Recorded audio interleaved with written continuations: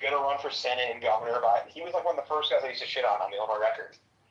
And he's such a fucking dumbass that he wrote about me a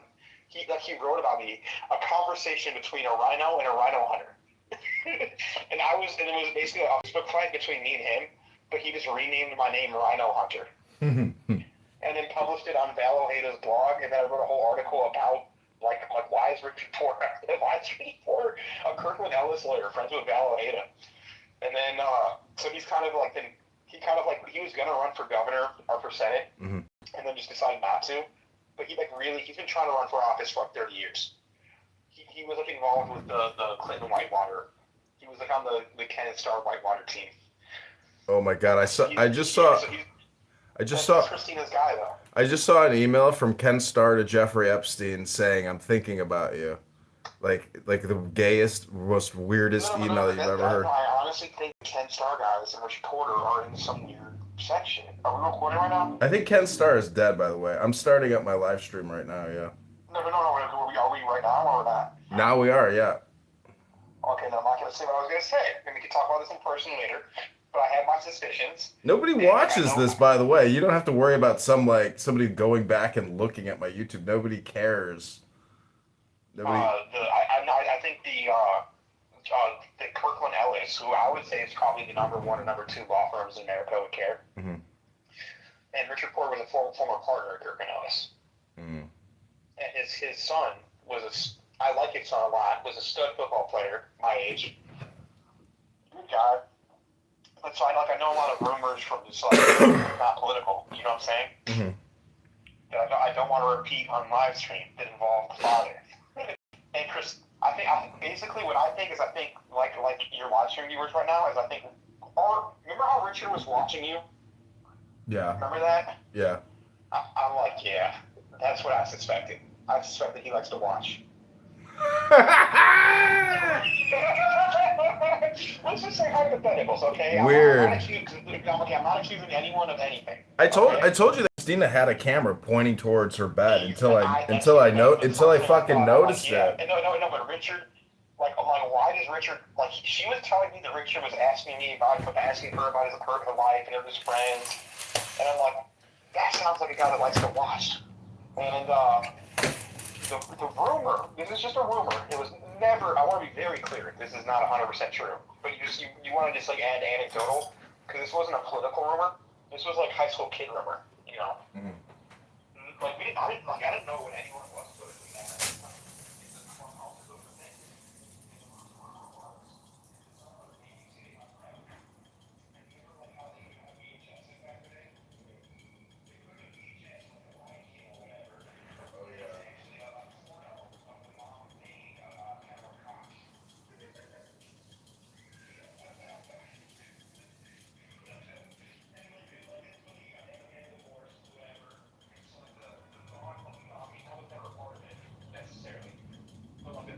At the time was that it was just someone cheating on someone. But what I've been starting to realize, because Val Ojeda, he said that he asked him about his sex life and was asking him for details. Mm-hmm. And so I'm thinking Christine's benefactor likes to watch and puts cameras in her place and stuff like that. And everyone is very curious about what your agenda is. Are you working for the military? Are you working for China? Are you working for Israel? You know. So I think you were honeypotted. Because I told you she came up to me. She goes "Is that names memes? Is that names memes?" Oh, I see. Because I read the. They're trying. I mean, honestly, your shit. If I didn't know you, I would be like, okay, what's his agenda? Yeah. Working for? Hey, who the fuck is this? What is this? Yeah. Who's really? Why is he doing this shit? That's fucking happening. I mean, but also at the same time. Is no homosexual is we're Matt Damon and Ben Affleck in these environments. So there's that too. No, there's just no. It's the mating game and it's you versus Wall. So there's that aspect.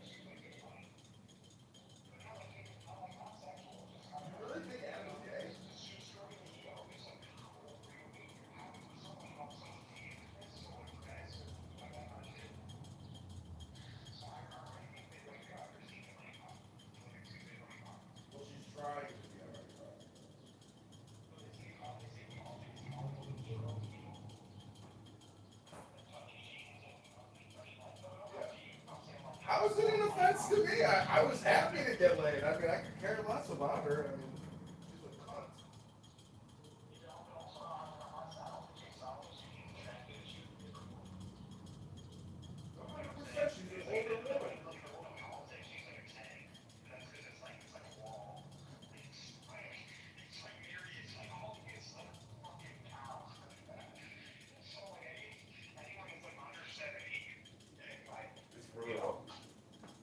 Has like a full head of hair as a woman. He's like a guy. A full head of hair. And it's real. You're a guy. And all your teeth. So wait, is Darren Bailey isn't going to be there, right? Maybe. Because I thought of a good one today. I was like, oh, Darren Bailey and the Pope have something in common. They both cover up for pedophiles. But, hey, Fran! You want to see, so, I'm basically up to where I take train. It's that's why I want to leave after rush hour. Just Uber to my house and I'll drive. Okay. I'm downtown right now. How much for that? 25 $25. Don't tip them. Okay. Then, shit, let me, I'm gonna charge my, how about I charge my phone for 20 minutes and Uber over your house? Yeah, take your time. No rush. And whatever. But, okay, this will be fun. And then, so yeah, Ken Henderson's a good guy, and so we'll have some allies there. So I don't think we'll get kicked out. I don't think we should try to charge, cause too much of a ruckus. I was on This was live stream. I was on eBay and Amazon and I was looking up like breaking news T-shirts. So if we go to events, like we can wear T-shirts that say we're the fucking news, you know. You'd be separated, right from the get-go. No, I need a, so I have I'm gonna get $1,050 tax refund. Like, I don't know your I'm not gonna tell you my financial situation.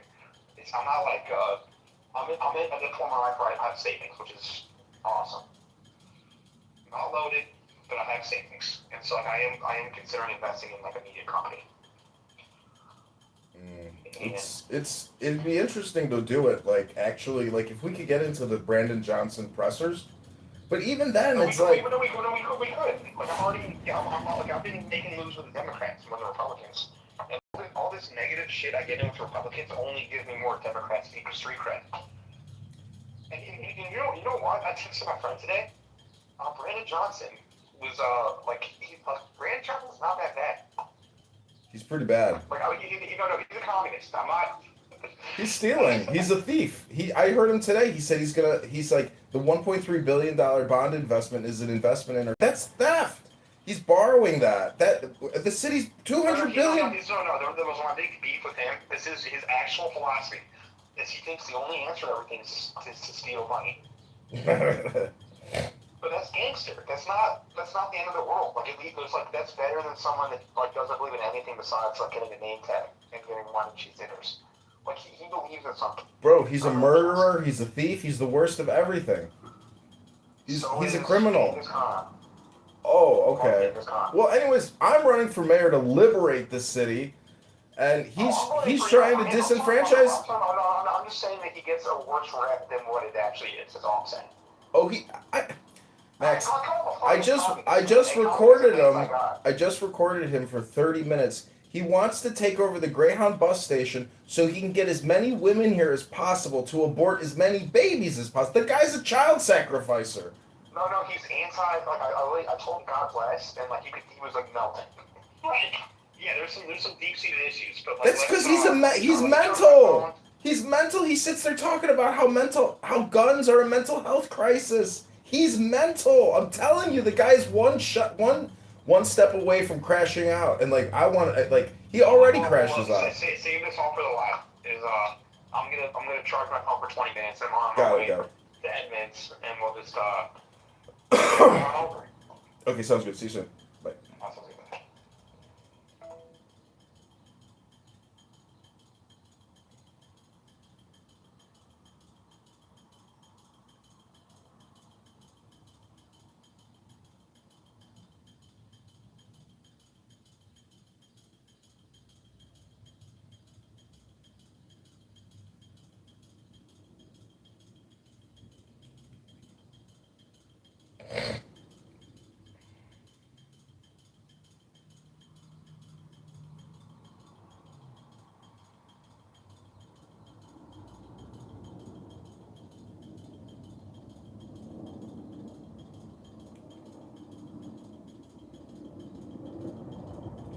Spicy.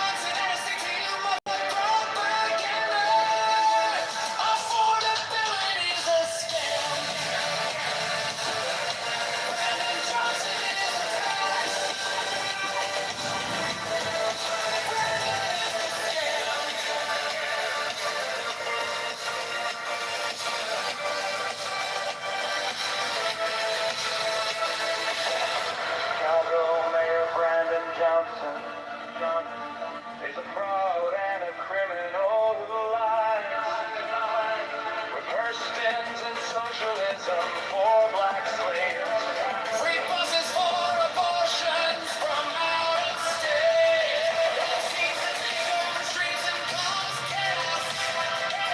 For 1.3 billion to give up these frauding profits.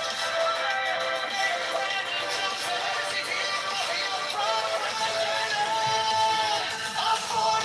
Affordability's a scam. Brandon Johnson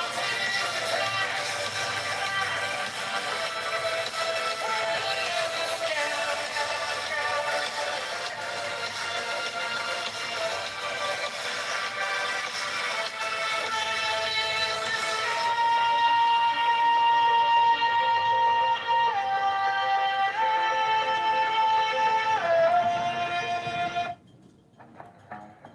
Chicago Mayor Brandon Johnson is a fraud and a criminal who lies. Republicans and socialism for black slaves. Free buses for abortions from out of state. Allows teens to take over streets and cause chaos. Borrows 1.3 billion to give out to its crony non-profits. The FBI needs to arrest Mayor Brandon Johnson and his C2 mafia propaganda. Affordability is a scam. Brandon Johnson is the tax. Brandon is a scam.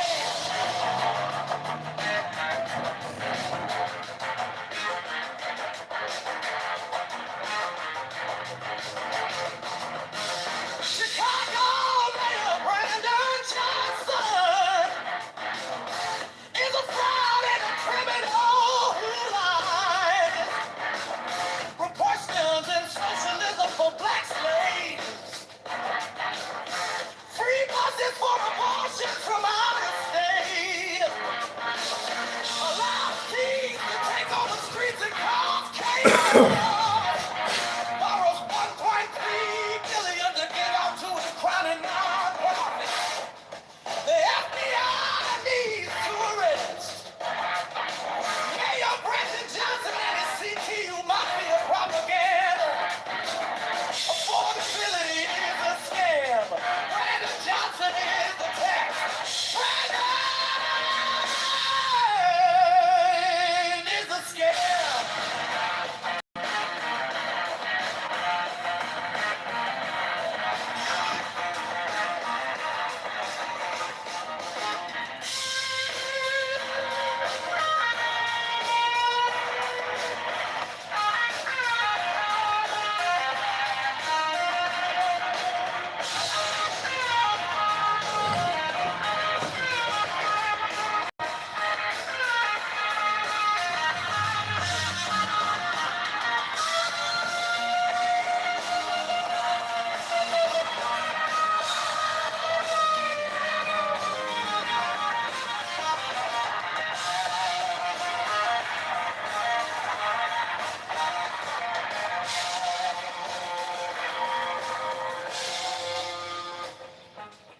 Chicago Mayor Brandon Johnson is a fraud.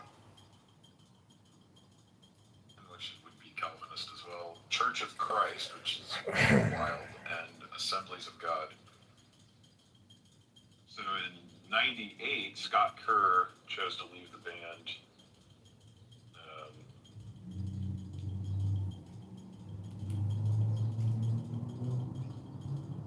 And then became an atheist. Let's see. Well, that's cool. My car is done. That's awesome. All right, yeah. Check out 500 Frenzy, man. Also check out Michael Not Fluid. Let me see if I can find it on YouTube. Rebel Redeem 316 also. Never heard of that one. Rebel Redeem 316, you ain't heard of that? No, never. Well, if you like rock or metal and Christ, you're gonna love it.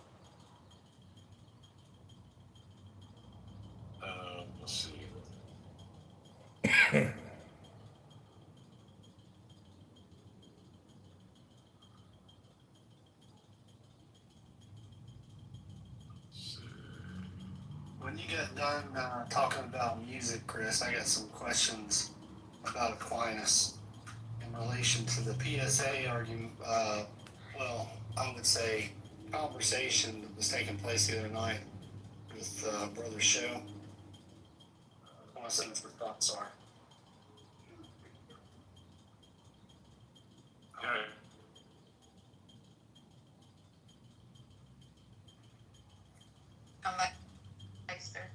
Hi. Abby's Sea World, a place of magical adventures. I'm going with Andrew. What's up, Mr. Crowley? This bra is for seniors who want to get back their youth. Because Press right after first week. rules. So, I invite random people. To this room. They're all home. Did you fucking invite Andrew in this room? I did. He won't come, it's okay. No, I have no energy to fucking host him. When he comes, all his fucking We say no go talk here, except we just walk for Peñawas. Not the same self again. No, he's real. We're not gonna play with it, mess with that. David's same commission. No, that's what he always does. So that's Wow. We need to put on some prayer music. Let's hear it. There we go. Number one, write it down. To preach the gospel to the poor. The poor are those who do not understand the teachings of the path of God. So they need to be preached to. They need to be given that teaching. He hath said, this is number two, he hath sent me to heal the brokenhearted. Healing the brokenhearted is something you will hear more about from our experts in psychology who will be lecturing here. How to heal those who suffer and who mourn. How to heal those who simply cannot pick up the pieces of their lives and move on because they have been through such sorrow or such brutalizing or such torment. 3, to preach deliverance to the captives. Captives of what? Those who are enslaved in their bodies, but those who are enslaved in their minds also, enslaved by ignorance. 4, recovering of sight to the blind. The blind who cannot see God, the blind that cannot see the error of their own ways. They are blind because they have not been taught to set at liberty them that are bruised, burdened, bowed down, mistreated. 6, to preach the acceptable year of the Lord, the coming of the Lord Jesus Christ. That is, repent when you say, because the Lord is coming. Chicago Mayor Brandon Johnston is a You're fraud. watching Elizabeth Clare Prophet, world-renowned author and founder of Summit University. Summit University is located at the beautiful rural town of Clark County, Montana, just north of Yellowstone National Park. If you'd like more information, call 1-800-2... And their oneness with the Sacred Heart of Jesus. Now I want to tell you about one of my favorite saints of yours, Saint Stephen. He was a man full of faith and of the Holy Spirit who did great wonders and miracles among the people. The book of Acts says that the Jews who debated him were not able to resist the wisdom and the Holy Spirit by which he spake. So they found some men to accuse him falsely. They arrested him and brought him before the Sanhedrin, and his face appeared to them like the face of an angel. Stephen delivered an eloquent and moving sermon. Filled with the Holy Spirit, he had a vision and said aloud, I see the heavens opened, and the Son of Man standing on the right hand of God. At this, the members of the council became infuriated. They stopped their ears and stoned him. The witnesses laid their clothes down at the feet of a young man by the name of Saul, who consented to the murder. Saint Stephen is counted among the greatest of Christian martyrs. His shining example allows us to contemplate the fullness of the Holy Spirit, to which we may attain. Truly, God has reserved the gifts of the Holy Spirit to any and all who will purify their hearts, love God, and keep his commandments. Sometimes I tell people to pray to God when they are in their misery and their most profound burdens. And they say to me, I don't feel like I can pray to God or pray to El Moria because I've been angry at God, I've been angry at El Moria. And so I say, God doesn't look at 1 hour or 1 moment, but over all of your past incarnations for 50,000 years to the present. God examines your record. God will always receive the prayers of those who are penitent. To think that we cannot pray to God because we have sinned is a diabolical lie of the devil. To think that we cannot have the Holy Spirit because we have done something wrong. Earth is a schoolroom. We make mistakes. We have to get up one more time, then we fall and keep on going. Remember this, God is ready to receive your prayer right now. If you don't offer it, you're not creating the tie that will bind you to him forever.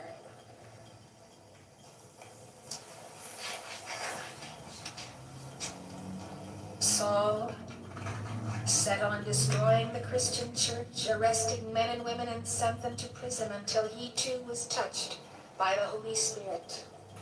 Imagine this one who became the greatest apostle of Christ, consenting and not preventing the stoning of this Saint Stephen. If Saul could become Paul and go on to become such an apostle, please accept God's forgiveness today and set your path on a right course and keep it there. While Saul was walking on the road to Damascus, a light from heaven suddenly shone all around him. Was Jesus moved because he consented to the death of Saint Stephen? A serious crime? He is an accomplice to a murderer? No. As long as you have life and breath in this world, you have opportunity to receive the fullness of God's grace. My hair 6 months ago, and this is my hair now. I'm so happy I caught this flash sale and stocked up on Zepta for the next 6 months. I've never seen a company do something so insane. For some reason, Zepta is giving away 4 bottles of their highest rated hair growth serum for free to everyone. Not kidding, ladies. With every order of 2, you get 4 bottles for absolutely free. This is the best opportunity to get that thick, confident, celebrity level volume hair you've always imagined on a budget in just 2 weeks. Made my hair grow like crazy. Can you believe these insane before and afters? It makes your baby hair sprout like untamed leaves. Smells amazing. All natural. Has a 90-day money-back guarantee. Free shipping. Works for everyone. And now going viral and selling out every month. Check. I will never go back. They can't sell these clothes. 60 seconds a day, and you won't even know what hair loss means anymore. You just spray it on, massage it in, then bam. Fuller, thicker hair in less than a month. And I love this next part. The results are permanent. You get to keep every new shiny strand of hair even when you stop using the serum. That's fine. Enough of this. Finally, a product that actually works and doesn't leave my hair greasy at all. You can use it on wet and dry hair too. It works as hair growing magic and leaves your hair looking and smelling fresh. This is the biggest bundle discount they've ever offered, but valid only for the first 500 orders. But hurry! This hair transplant in a bottle is going viral on social media and is selling like crazy. Stocks are literally flying off the shelves. So I would click on that button below and hope this 24-hour deal didn't run out or they haven't sold out again. When I found out they had sold out 3 times last month, I rushed to get their biggest bundle. Click the Shop Now button below to take advantage of this crazy limited deal.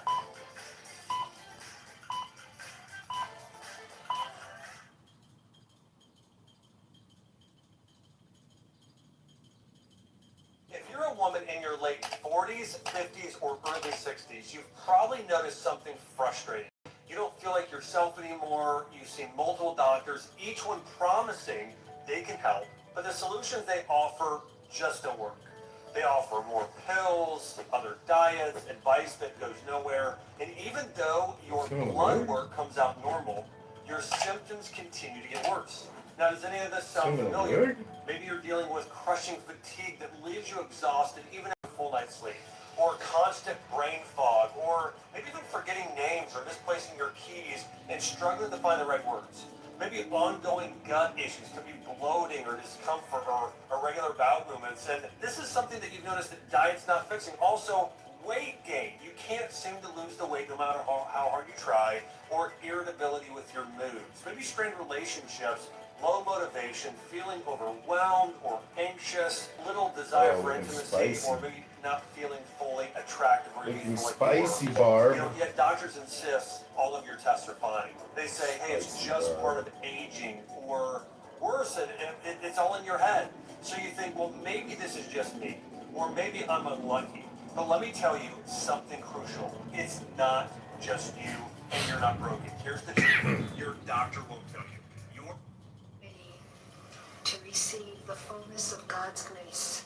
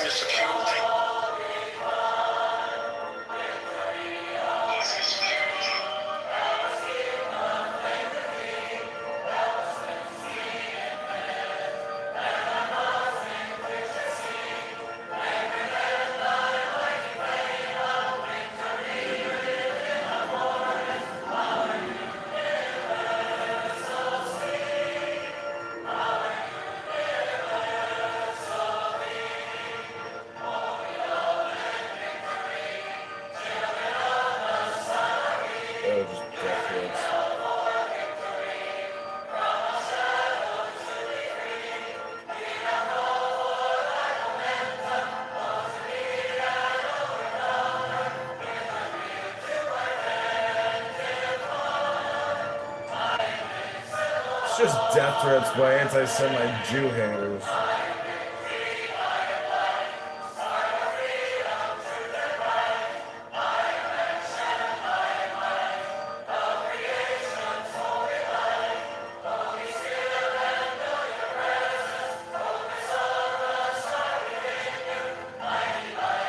And the progressive nightmare of crime, murder, chaos, theft, smash and grabs, teen murder galleries, fiscal mismanagement, exploding debt, property blackmail, CTU propaganda.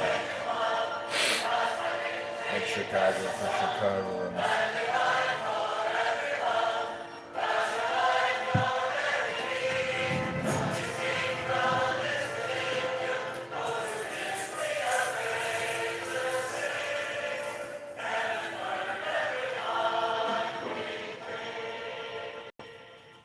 I'm 61, and today I'm switching from walking to Tai Chi. I hope it helps my joints. This is me after 28 days of Tai Chi, and yesterday my neighbor asked what I did to my knees. This Monday, 20th of April, we're starting the Tai Chi program for beginners. Build strength and lose weight. It takes only just 7 minutes a day. In 1 week, you'll feel it. In 2 weeks, you'll see it. By summer, you'll be turning heads. Start 20th of April. You in? This is day 1 of my sister practicing Tai Chi. This is day 28 of my sister practicing Tai Chi. On Monday, the 20th of April, we're launching a beginner-friendly Tai Chi transformation program for women. With just 7 minutes a day, you'll gently strengthen your body, release stress, and start dropping weight. By April 27th, you will feel lighter and more energized. By May 4th, you'll notice your posture and waistline changing. By May 11th, others will start seeing your transformation. By summer, you'll feel connected to your body in a whole new way. All you have to do is open the app, breathe, and follow the flow. Your new energy and your new body start here. If I start tomorrow, what can I expect? I'm 56. That's the perfect age. Start on Monday, and in a month, you'll look like a different woman. Wait, but I haven't exercised in years. That's okay. Tai Chi is specifically built for beginners 50 plus, especially those who've been out of fitness for years. Wouldn't the gym be better? No. After 40, gym exhausts you. Tai Chi strengthens, restores, and reshapes you faster than anything you ever did in your 20s. Do I need equipment? Nope, just your body in 8 minutes. Start tomorrow and watch your body get younger week by week. So, what do I do first? Tap the screen, grab the app, and begin tomorrow.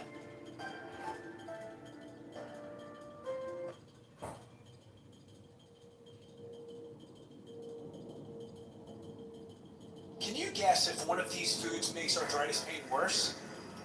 Is it these tomatoes? Cucumbers? Apples? Bread? I'll give you the answer in just a second. One of these foods contains a sinister protein that, once eaten, makes its way down to your joints on the cellular level and kickstarts inflammation, swelling, and makes arthritis pain worse.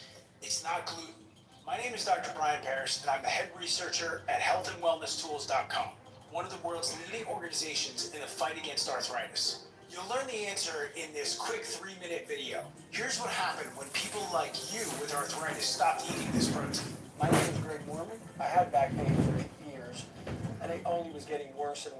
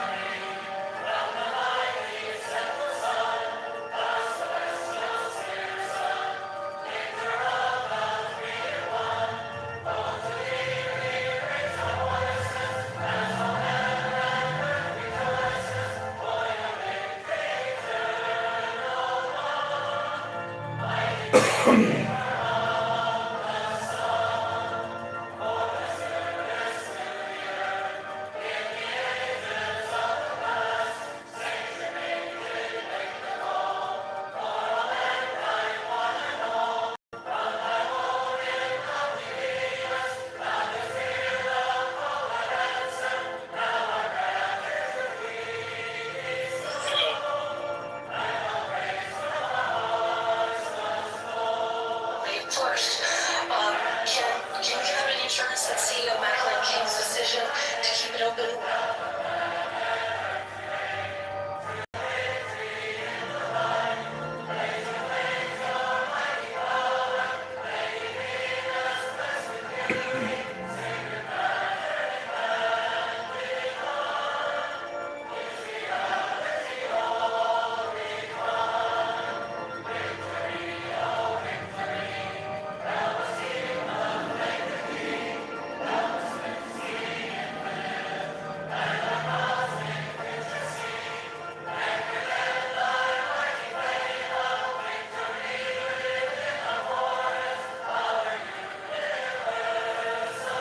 Open will be final.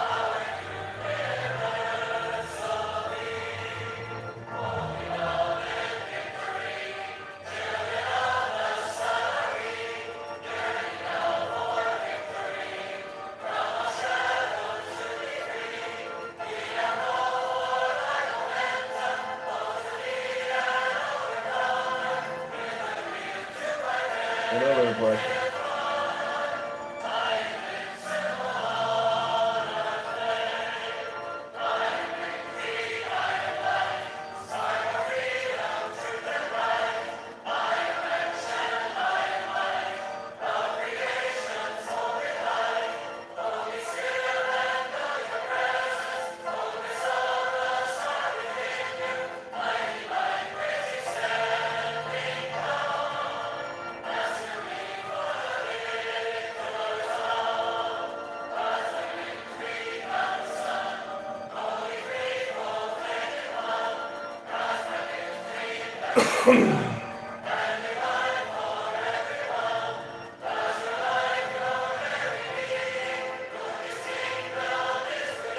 Another black. Excellence.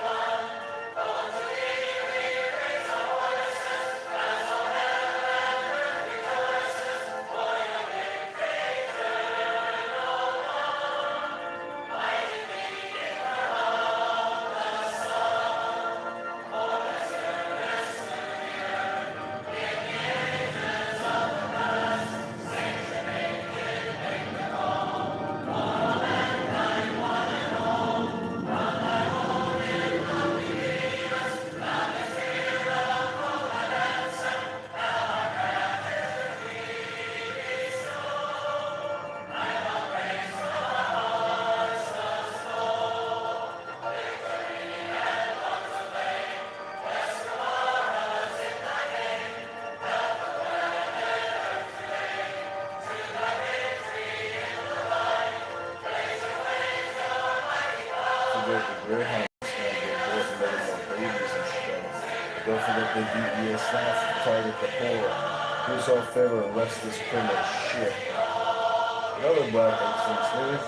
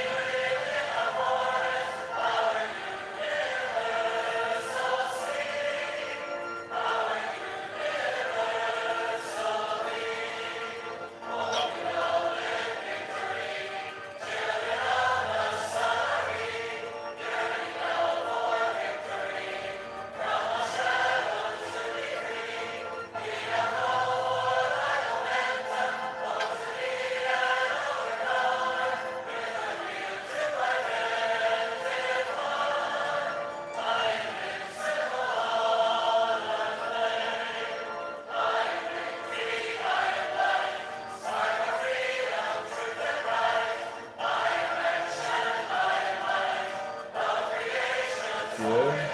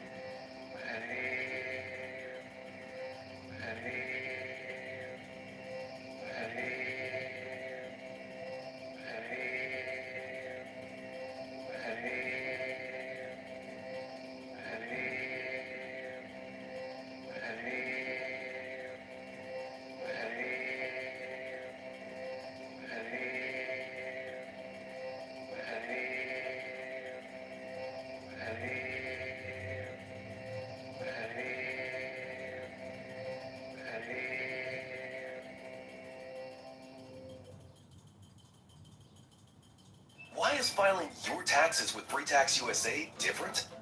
Well, for starters, our premium federal tax returns are free for everyone, no matter what. With a free offer like this, people often ask, so how do you make money? While our federal return is always free, we make money from our optional paid services, like our state tax return, which is less than $20. Next, you may be asking, is Free Tax USA safe? Yes, we always keep your information encrypted, private, and secure. As an authorized e-file provider, we've securely filed over 60 million tax returns directly with the IRS. Finally, you need to be sure, will my taxes be done right? We guarantee it. All of our calculations are guaranteed accurate.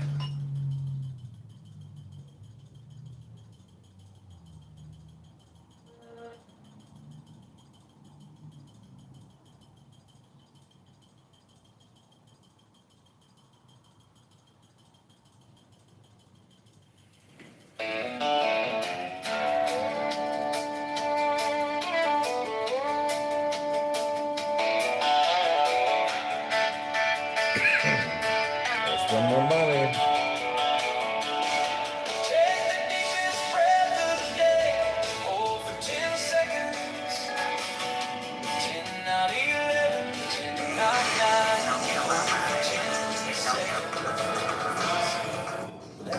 You'll never believe what I just found. The most gorgeous vintage dress in my exact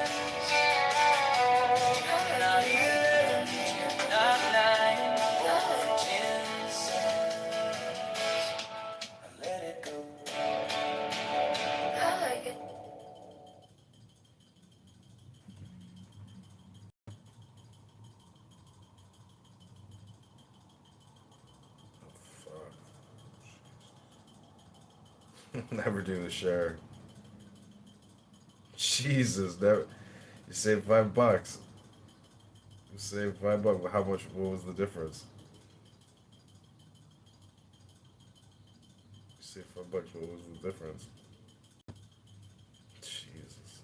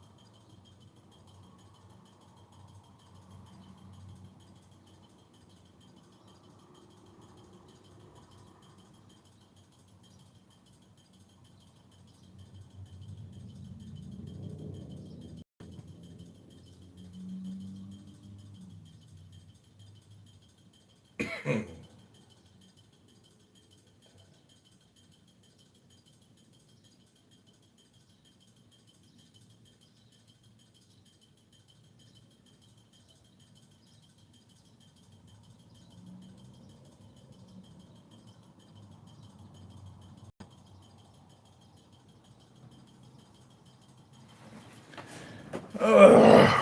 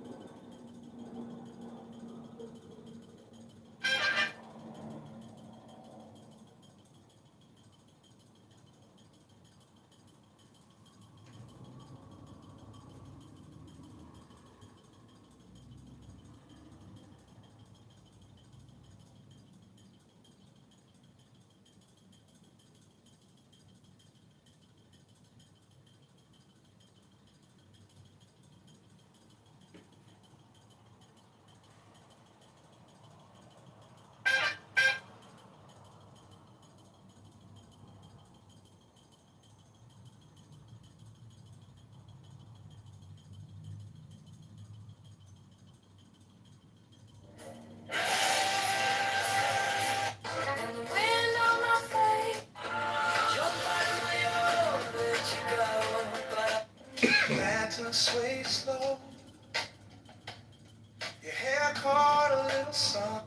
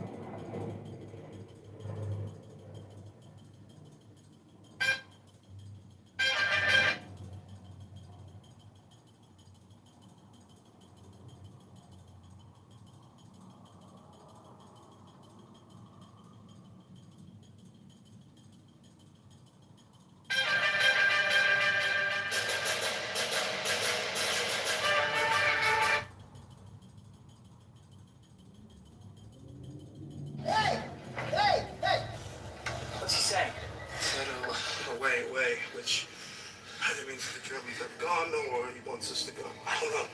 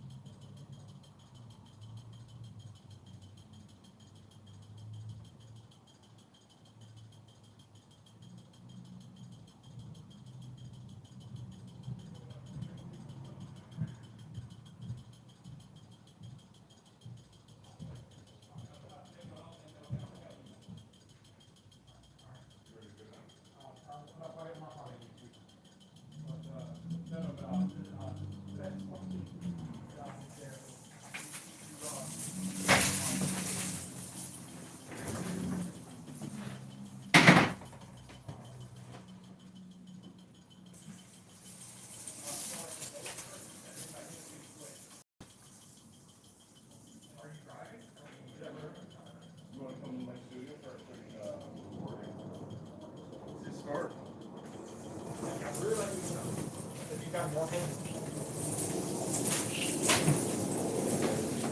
Have a seat. Welcome to the show. Welcome. Let's see if we're live on Clubhouse. Or get your dad to come to the room. Which one? This is insane. I gotta take a video of this. This is 1, 2, 3, 4, 5, 6, 7, 8, 9, 10. Yeah, I actually didn't start all of them. This is at least 50.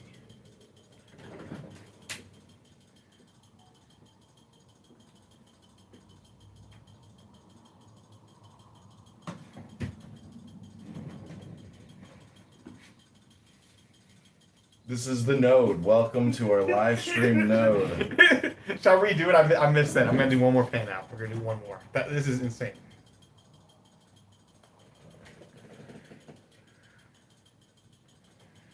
This is the ChicagoMayorVote.com node where we are attempting to overthrow Brandon Johnson one vote at a time. Hey. One video at a time.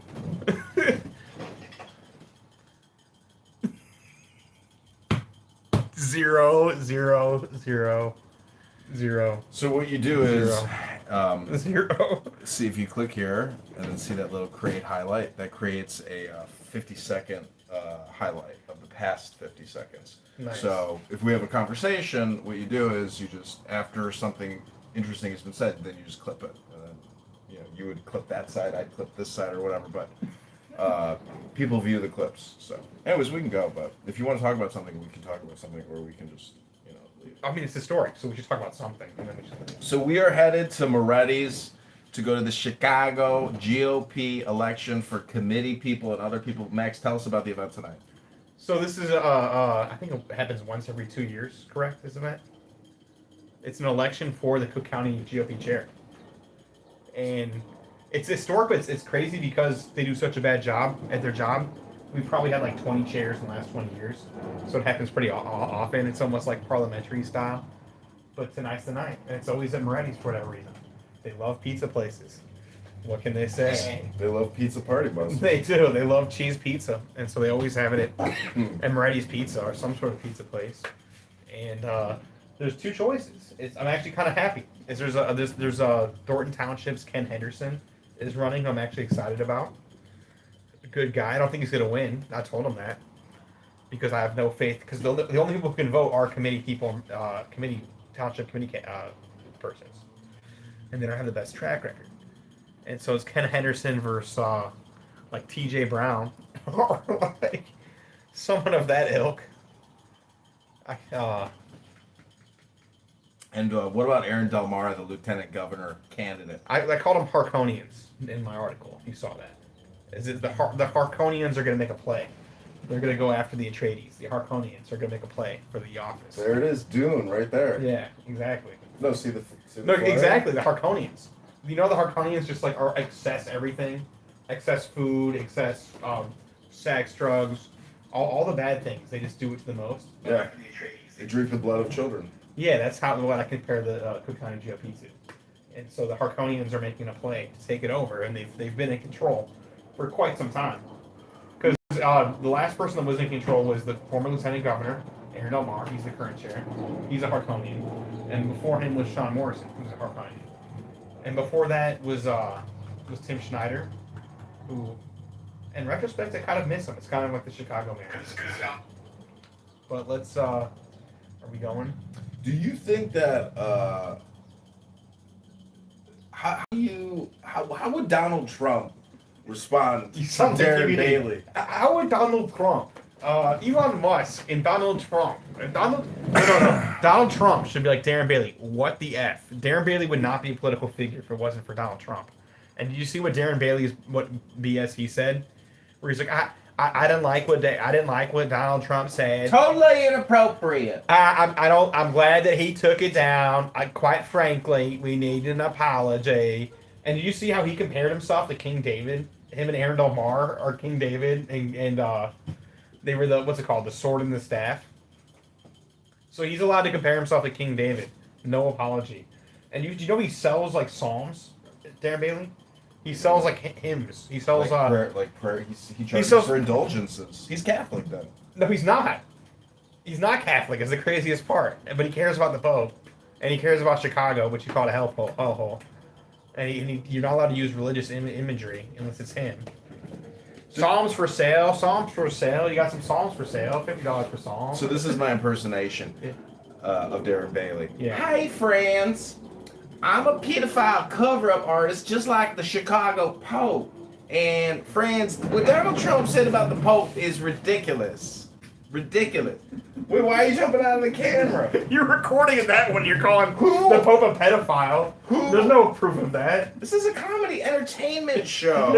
I know, but just this is you gotta Chicago be careful. TMZ. This is Chicago. Okay, but this is Chicago. There were accusations. This stuff is not a joke. There you mess around.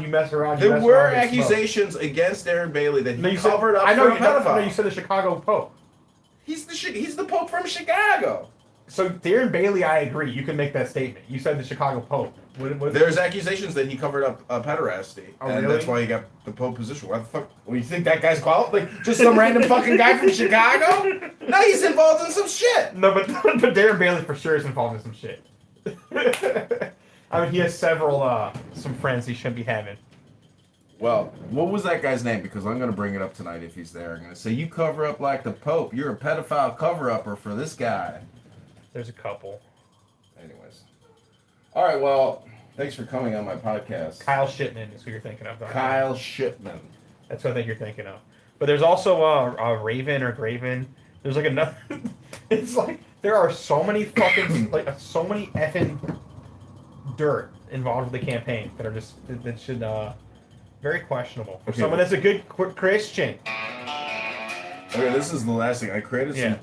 Imagine hiring a 16-year-old to be your driver, body man, bag man. That was so creepy. Chicago Mayor Brandon Johnson is a fraud and a criminal. Like this. Reparations and socialism for I spelled reparations wrong in the text.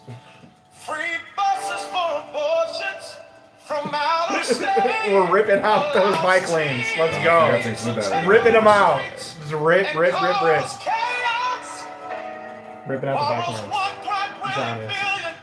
That's what he's gonna do. He's gonna rip out the bike lanes all the way from the south side to the north side to the south side. From western to California.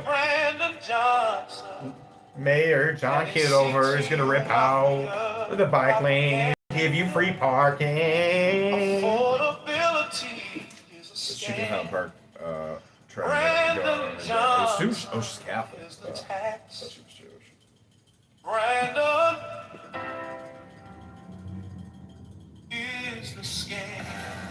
Brandon is the scam. I like that. Yeah, good chorus. We gotta go. Okay, but I'm gonna. Gotta go. You can just leave him running. Yeah, leave it running. That's a crazy setup. I'll just let it clubhouse run. Never like to have dead air time. As in terms of the chief and how Jesus contradicts himself. And almost right. It's trying to illustrate that if Jesus is being honest and calling someone out, right? This isn't like a curse word or anything like that. He actually believes that these people are acting that way. He isn't cursing them or saying anything ill to them or saying something that he doesn't. So it isn't like an insult. He's actually just calling them out on their wicked ways. And he was trying to argue that Jesus was contradicting his own. You might like it, my brother. Yeah, I'm just waiting for you to finish your lies, and then I'm gonna just go ahead and shut you down. No, I'm not lying. Yeah, you are. This is exactly what happened. You was trying to say that Jesus contradicts himself because he himself doesn't even practice turning the other cheek. Let me give you an example. He called a group of people a den of vipers, right? And then thankfully Jehovah's was here, pointed it out. No, he was repeating what someone else was saying. But anyway, that's beside the point. The point is this, though. In there, right? Mike was trying to say that, but he wasn't cursing anyone. He wasn't calling anyone out. You know, he wasn't saying anything ill about their name or anything like that. It's something he didn't believe. He was actually telling how you feel about the individuals, right? And you was like, no, that's not true, blah, blah, blah, this, and blah, blah, blah, this. And then it got into like, hey, there were some people within this group of Pharisees who believed that Jesus was the Messiah. And he was like, who? That's when he's like, who are the authorities? And you said Nicodemus. And you threw that out there, and now the conversation went about, oh, were there some Pharisees who believed that Jesus was the Messiah? And that's where you turned the conversation, because you do that little sneaky game. And no disrespect, the same thing what Samoa does. You try to pretend that people can't track the conversation. Listening to what you're saying, you just all listening to talk to them, you can keep. Alright, so are you done with your lines yet, or should I wait some more? Call up live. Just call up the line when you're ready. Great. Alright, so I'm not even gonna really bother with any of that silly shit that you stated. So what you're failing to understand is that what you're doing is exactly what you're claiming that I'm doing. So now the conversation had moved from that statement to Nathan, you are the glue. Oh my God, there we go. Go right ahead, Dewey. Go get it up. It was a joke. Calm down. There's a rubber ear. Calm down. Why can't you joke when Nathan is talking? Because I was doing something with my hands, actually. You calm down. Keep going. You're the one that's distracting the conversation now, not me. That's really funny. Oh, now I'm going to focus on Mike, and now Mike distracted us. All right, keep going, Line. You stop crying. Just let me know when you're done. I'm assuming you're done. Peep. All right. Yeah, I expect that. So, because that's what you niggas do. So, John 3 says this, Nathan. Said there was a man of the Pharisees, meaning he's of this Pharisaic group, named Nicodemus, a ruler. So that means he's probably not illiterate. I'm pretty sure he can read. It says a ruler of the Jews. The same came to Jesus by night because he didn't want to come by day. There's a good reason for that. And said unto him, Rabbi. So he's calling Jesus Rabbi. We, the Pharisees, we, meaning not just himself, Nathan, you can read along with me if you can read. John 3 verses 1. Just start there. We know that thou art a teacher come from God. We Pharisees know that you're a teacher that comes from God. Does he need to be in the room? Or is it already confirmed because they all been talking themselves? That they all came to a lot of them came to this conclusion that he's the guy that had came from God.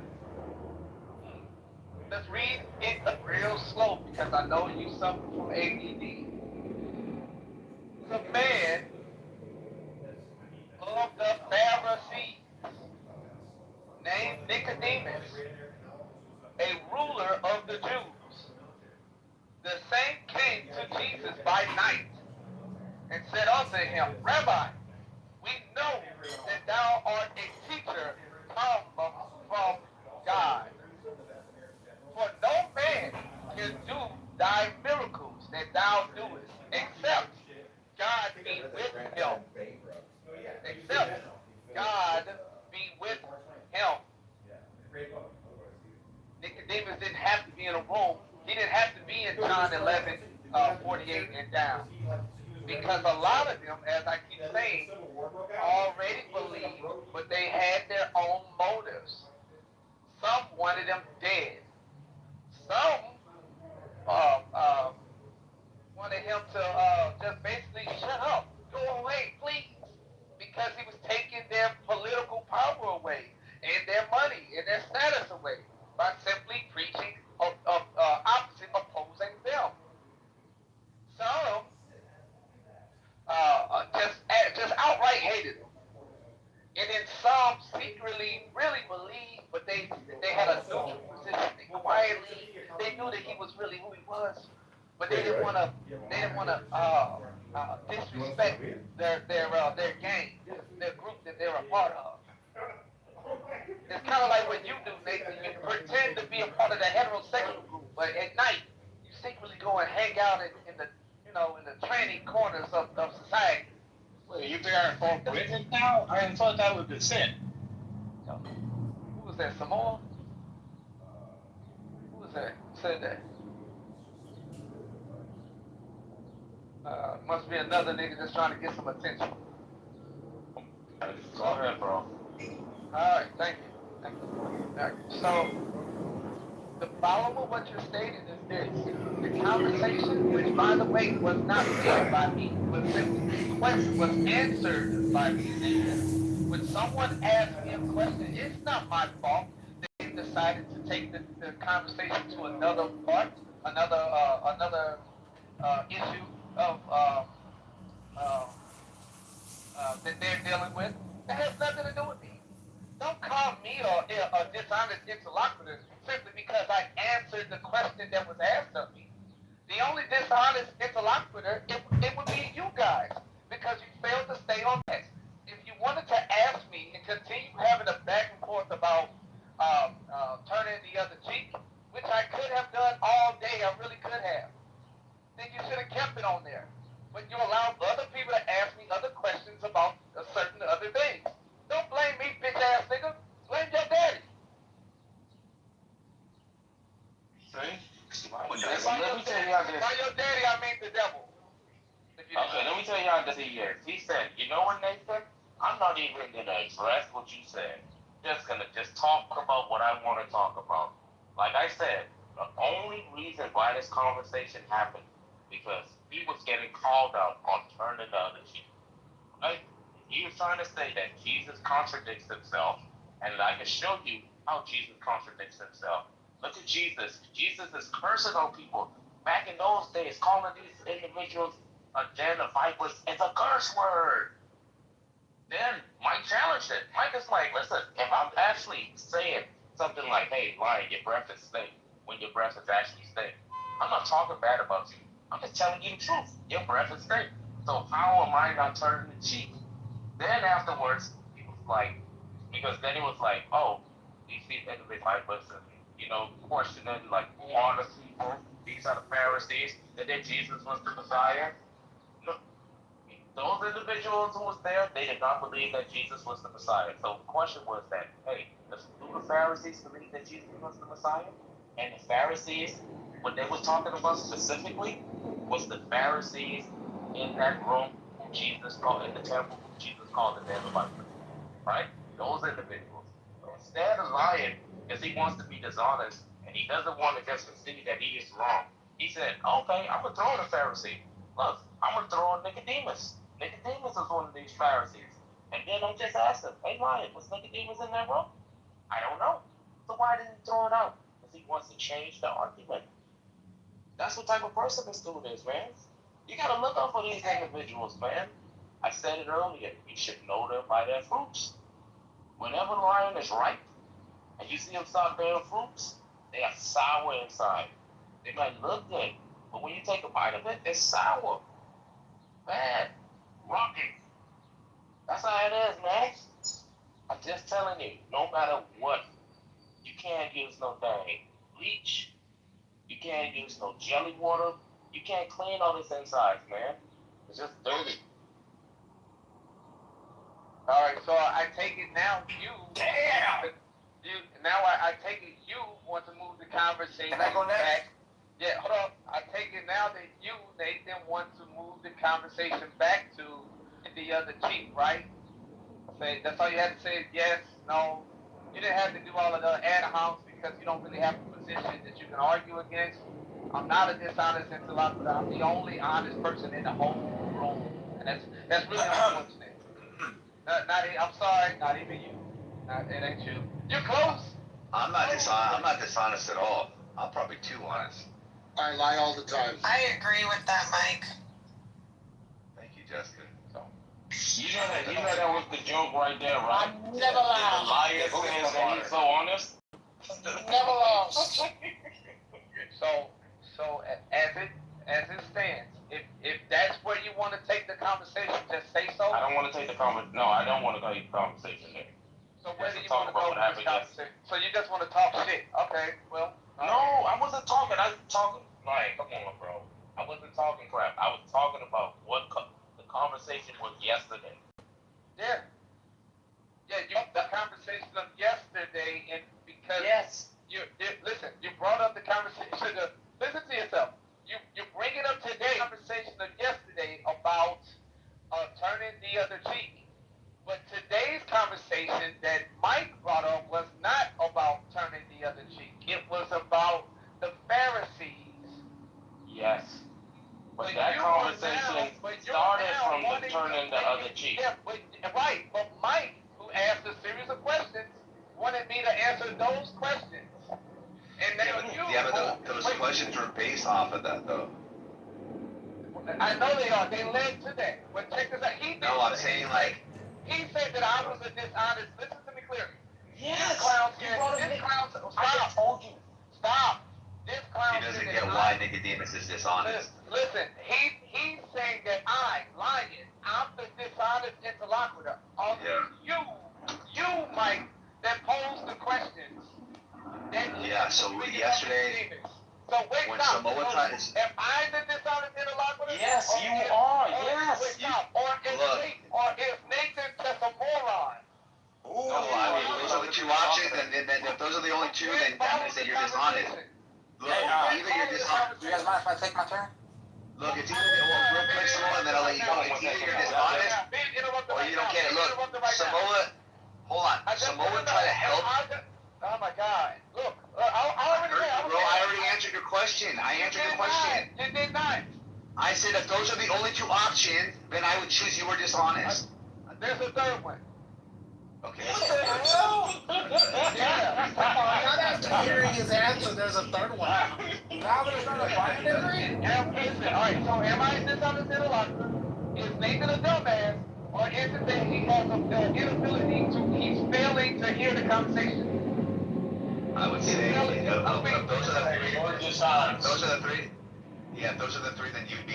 I would say the best answer is you're dishonest, and I don't think you are entirely dishonest, but I think you did play a little slipperiness yesterday. And I'll explain to you why. Okay, I'll explain to you why. And I'm going to use Samoa's assistance to try to get you out as a method of doing so. Samoa, remember when you said you kind of used the silent is consent type terminology when we were referring to Nicodemus not speaking against those who spoke against Jesus? He remained silent. You're not speaking negatively about Christ in the public, yeah. Amongst the Pharisees that were talking shit, he never said anything. Right? Yeah. So then you had a position of a man that held the position that Jesus was sent from God, but never revealed that, but also never like outwardly said anything so the Pharisees would know. Yep. Right. Okay, hold on, I'm almost done. So my challenge question to you was this line. This is where it gets back to what Nathan. This is where it gets. I'm telling you right now. Look, you can decide if it was dishonest or not. Look, when I said, show me where someone both believed Jesus was the Messiah and also spoke against him, right? Right. You pointed out to Nicodemus. Now, we have two. Oh my God! Right? It's not right. Lion, do you remember when you started crying? Because I kept interrupting all those many times. Mike never finished. Mike never finished. Let me just finish this and I'll go on mute. Look, let me finish this and I'll go on mute and you can say whatever you want. Look. Hey, remember I'm now I'm saying. Oh, sorry. And then Samoa will go and then whatever. Am I allowed to answer him or I'm supposed to sit here and continue to take Samoa can decide that. Let me just finish. That's what happens in these conversations, Lion. Wait, I'm going to a bad reception. Hold on. Okay, so look. Now watch. Two criteria needs to be fulfilled for this prophecy to take place. One, the person has to believe he's the Messiah. Two, the person has to be demonstrated to have shown that he outwardly spoke against Jesus as the Messiah. That's what I asked you to demonstrate. Now, you yesterday, right, you referenced Nicodemus in response to that question, okay? And that's why Samoa is saying, hey, look, bro, Nicodemus Basically, didn't say any. Okay, anyways, I'm done. Go ahead, Samal, you can say what you.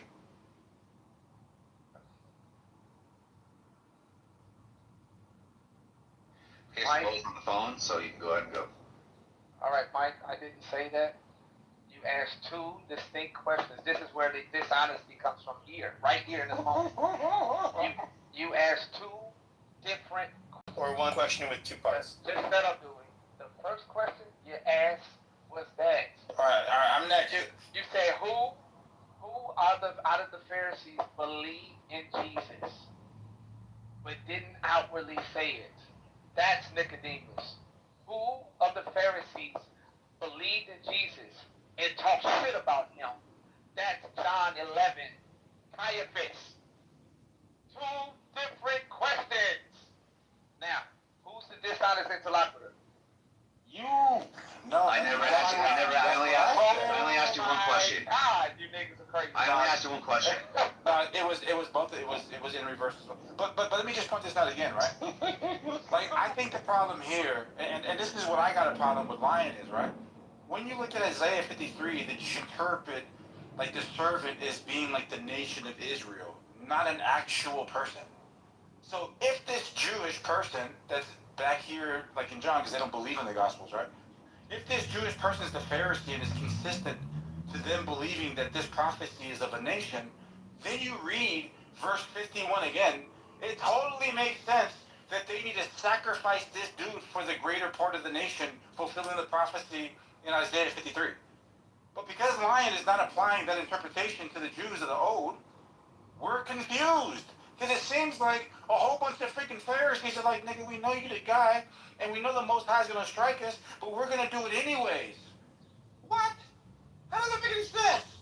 That's crazy work, bro. Crazy work. All right, so now we're moving. Wait, now check this out. So what you just ended with Samoa is what I was thinking the whole time. That's what I was trying to tell you. I was like, bro.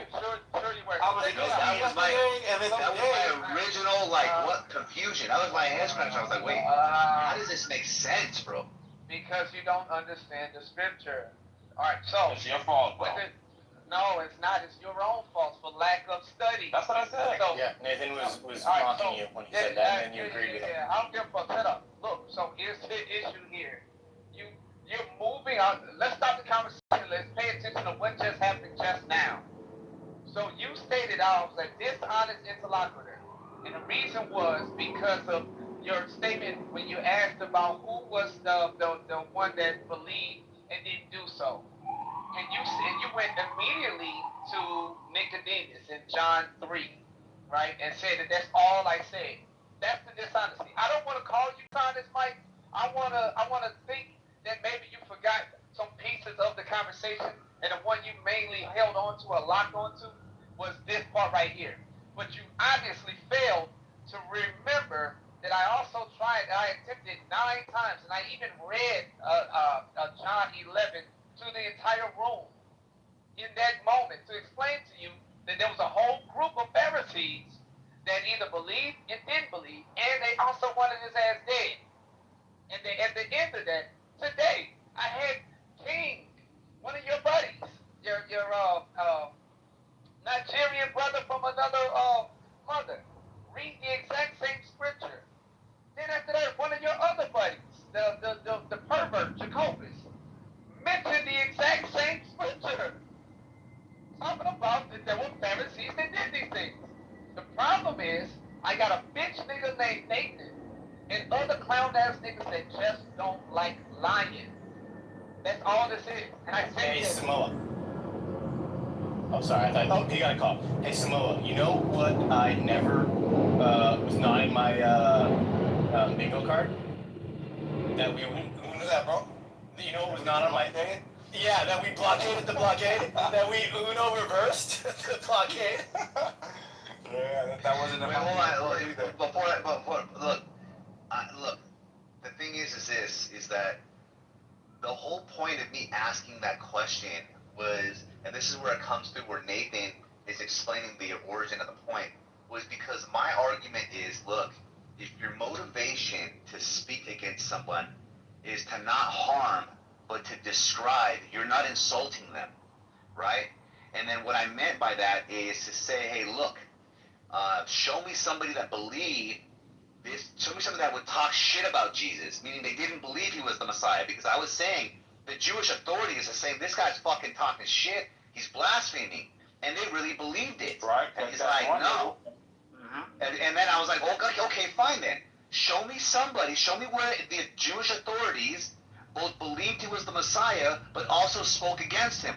Because then that would be a motivation of harm. It would be the motivation to insult, which is the whole thing I was talking about. I wouldn't say, show me someone that believed he was the Messiah but didn't say anything. That's a non-contributing point to the point I was trying to make. My point was to say, look, in order to call it an insult, the motivation has to be to harm. If you want to talk about Jesus and the snake, he's not saying that to insult them. He's saying that to describe their nature, right? Which is a truthful thing that he holds to be true. That's what I was saying. So it doesn't make sense that I asked you questions. He's tripping. That's wrong. I got a question. Like when you see fat people, that this all makes sense to longer than? Oh, he's just. But I was going first. No, I was gonna go before you some more actually, because. No, I'm just playing. I just throw it in there. I have to throw it in there. Yeah, go ahead, Coach Christian. I don't know why you do that. That's not even that funny. There's a few things. One. My bad. Jeez. You know what? Culture Christian. Culture Christian. I switch to Iran because I do want to hear if anybody knows what the latest and greatest. Wait, dude, are you a conservative? Conservative? Do you mean like a religious conservative, or do you mean like what do you mean? Like your political leanings. Where do you land? I'm still registered as a Democrat, but I have not voted Democrat. What would you label yourself as? Libertarian, conservative, Republican, Democrat? You know, like a sort of right-leaning libertarian, maybe. Okay, so I was close. Told you. Yeah, you're right. Nathan, you were more. Nathan was the most correct. Bro, that's the Nick Fuentes, bro. It's not a Nick Fuentes. No, listen, I was telling them like, yo, it's like super conservative, which is rare for someone like who lives in California that is in tech, I definitely avoid political. Like one of the things I enjoy about this room is I labeled you as I labeled you as like socially like moderate left, but like probably fiscally conservative. I'm probably not even socially moderately left. Like I have like an ick factor on a lot of left shit. Like fucking. What would you vote? Would you vote for yes for gay marriage or not? Would I vote? I mean, well, and again, this is the libertarian me. I actually don't even think government should be involved in marriage. I think people should, like, be allowed to do it. Yeah. So would you vote yes or no? Gay marriage? If I could vote, I would say that the government should not be the ones who determine personal relationships. The choices is gay marriage, yes or no? What do you do? I'm fine with gay marriage. Gay marriage doesn't bother. Okay. Abortion, yes or no? What do you do? Abortion? I have to go with the classic. Rare and safe. Yes or no? What do you do? Yes or no? What do you do? Rare and safe doesn't make any sense. Yes or no? What do you do? Yes or no? What do you do? Abortion. Yes or no? If it should be rare, then the implication is that. Why are you fucking interrupting me, Louis? I'm concentrating. God damn it! I have to choose yes or no. You know you're gonna say yes. You know you're gonna say yes. Just get to it. I feel like you're. Wait, Louis, let him say yes real quick. I feel like you're reacting out of this like. What you care about, bro? Because I don't like yes or no on this. Like to me, I think. I know you don't, and you can say everything you want afterwards to like what. Just yes or no, abortion, yes or no. Let you guys yap about fucking. Ultimately, if I have to say yes or no, I will say yes. But I also think it should be highly regulated. Okay, that's fine. That's why I'm saying you're probably socially like moderate left, and I think that I've demonstrated. Wait, you're saying? Maybe on those two things, but like who's asking about the friend? Where's the reverb coming from? Somebody's echoing. Okay. Like for example, gun rights. I'm like Second Amendment. I'm fine with people with guns and things like that. I do think like the trans. I'm probably much more conservative than most people. Conservative air quotes. Like again, I think and I've gotten an argument about this with Nathan. I think trans is really just a weird way of talking about personalities. and we've made a much bigger deal of it than it needs to be. And for kids, they should not be transitioned. Adults, I think, can do what they want, but like, I do think kids should be fucking kept out of it. Dewey, can I ask you a quick question? What do you think about the role of religion in school? I don't think religion should be in school. Unless it's a private school, in which case, you know, you do what you want. I think you lean more towards the left than you'd like to say so. But I think to me, the left is not a dirty thing, by the way. Like I said, I'm still a registered Democrat. Are you, Dewey? That's so disappointing. Because who wants to take time to re-register? That's Can I fucking just weird. say something, please? Or are you guys not able to handle that? No, they're not able to handle anything. Yeah, I think there's like a nastiness associated with the left and a lot of shit, which like fine, like I understand that. I talk about that shit all the time. But when it comes down to brass tacks, like yeah, I think some of the trans shit is kind of wacky. I think I'm pro 2A, but I think like for the most part, like if you're like libertarian, you believe that libertarianism is kind of shaky too. But like if you believe like for the most part people should be able to do what they ought to do, that's more living than I think. I think it traditionally was, but again, I actually think that it is. It still is. Right. Well, I think there's a lot of moral busybodying in liberal circles that don't let people do what they want to do. That's the cringe shit that I'm talking about. Right, and I think it took over. I think it's starting to weaken. But I think while it was in charge, things like freedom of speech were actually sequestered and squandered in liberal circles, and that's not libertarian. I think we're mind bugged. We're mind captured by like a vocal minority of the like. It's a vocal minority. It is. It's not like. I think it's. I'm going to sound a little bit there's like weird. a microscopic percentage of like the party. Like there's a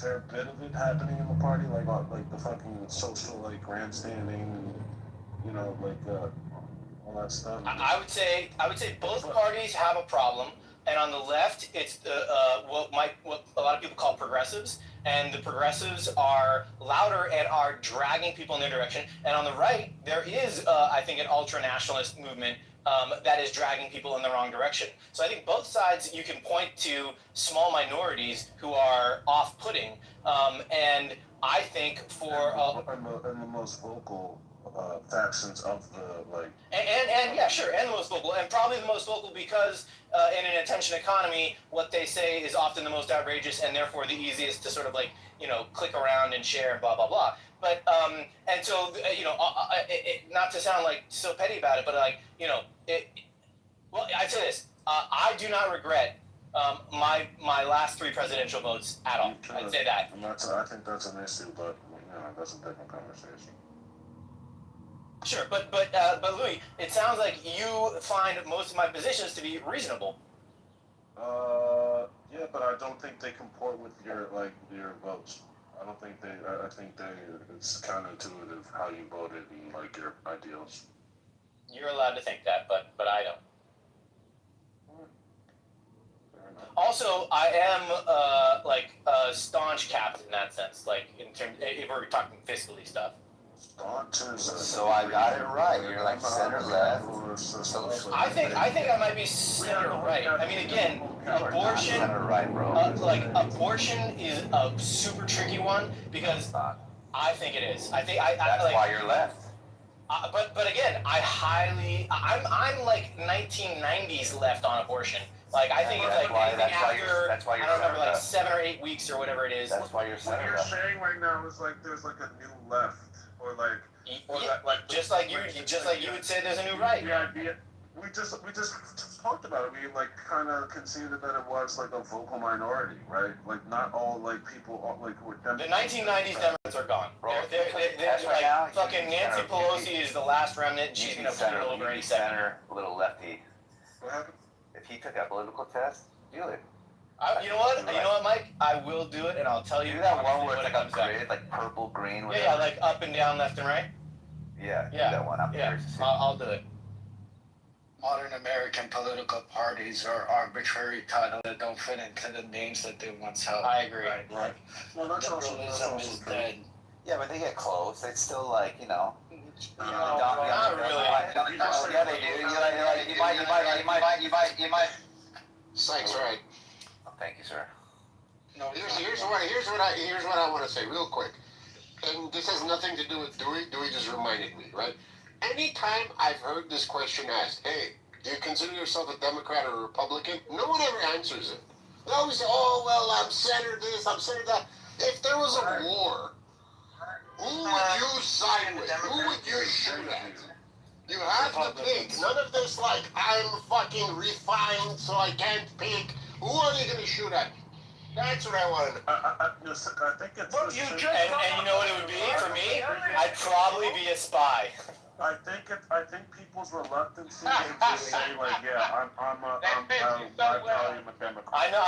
I'm glad you appreciate it, but like where I live, that reluctance to like just like full out just like claim one side, and then we have a bunch of these centrists that aren't really fucking centrists at all, but that like want to be centrist and they want to like wear the like fucking mask of centrism, but they like lean one way. But it's hard, it's nastier to say I'm a Democrat because you have to take all that stuff that comes, all the negative. You have to like agree with tranny stuff that people might be like, oh, that's weird. You have to just like to say that I'm on this party, like people just like cast like aspersions about you and they like say, oh, they feel like they understand your whole political identity based on just like claiming that, and it's not that deep. Like for the most part, like you either agree, especially like now, like candidates have been so polarizing. It's either you're on this side or you're on that side. Voted for Donald Trump 3 times. I mean, you're gonna then associate that person with all these negative things. You're gonna do the exact same thing you just said you don't like. Well, what do you mean? You just said you don't like it because then you have to like defend all these weird tranny things and blah blah blah. But then you said, but if you vote, I won't finish that. I won't finish. I don't know. The last one I said, I think it's kind of weird because a lot of the things you've said don't like that shit, huh? really match with like, you know, voting Trump 3 times. Right, and why? Because now what do I have to defend as a result of that? What do you think of me now? What associations am I now tied to because of that? For you? Because you voted for Trump? Wait, I want to hear him answer. Well, I believe if you think, you know, if you believe in freedom of like speech and, you know. So I'm a fascist, is what you're gonna say? No, dog. I think this. Hey, stop that Jewish spazzing out shit, man. Relax. What are you talking about? If you believe like in free speech and, you know, you pro 2A, like it just seems like Donald Trump wouldn't be your vote. Like he's actually one modern president who's actually put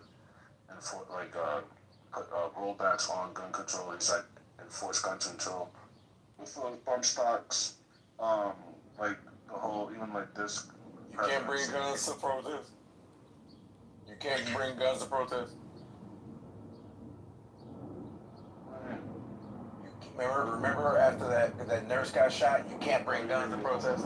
No, but I'm just saying, like Donald Trump actually he imposed gun legislation and like ban modifications on guns.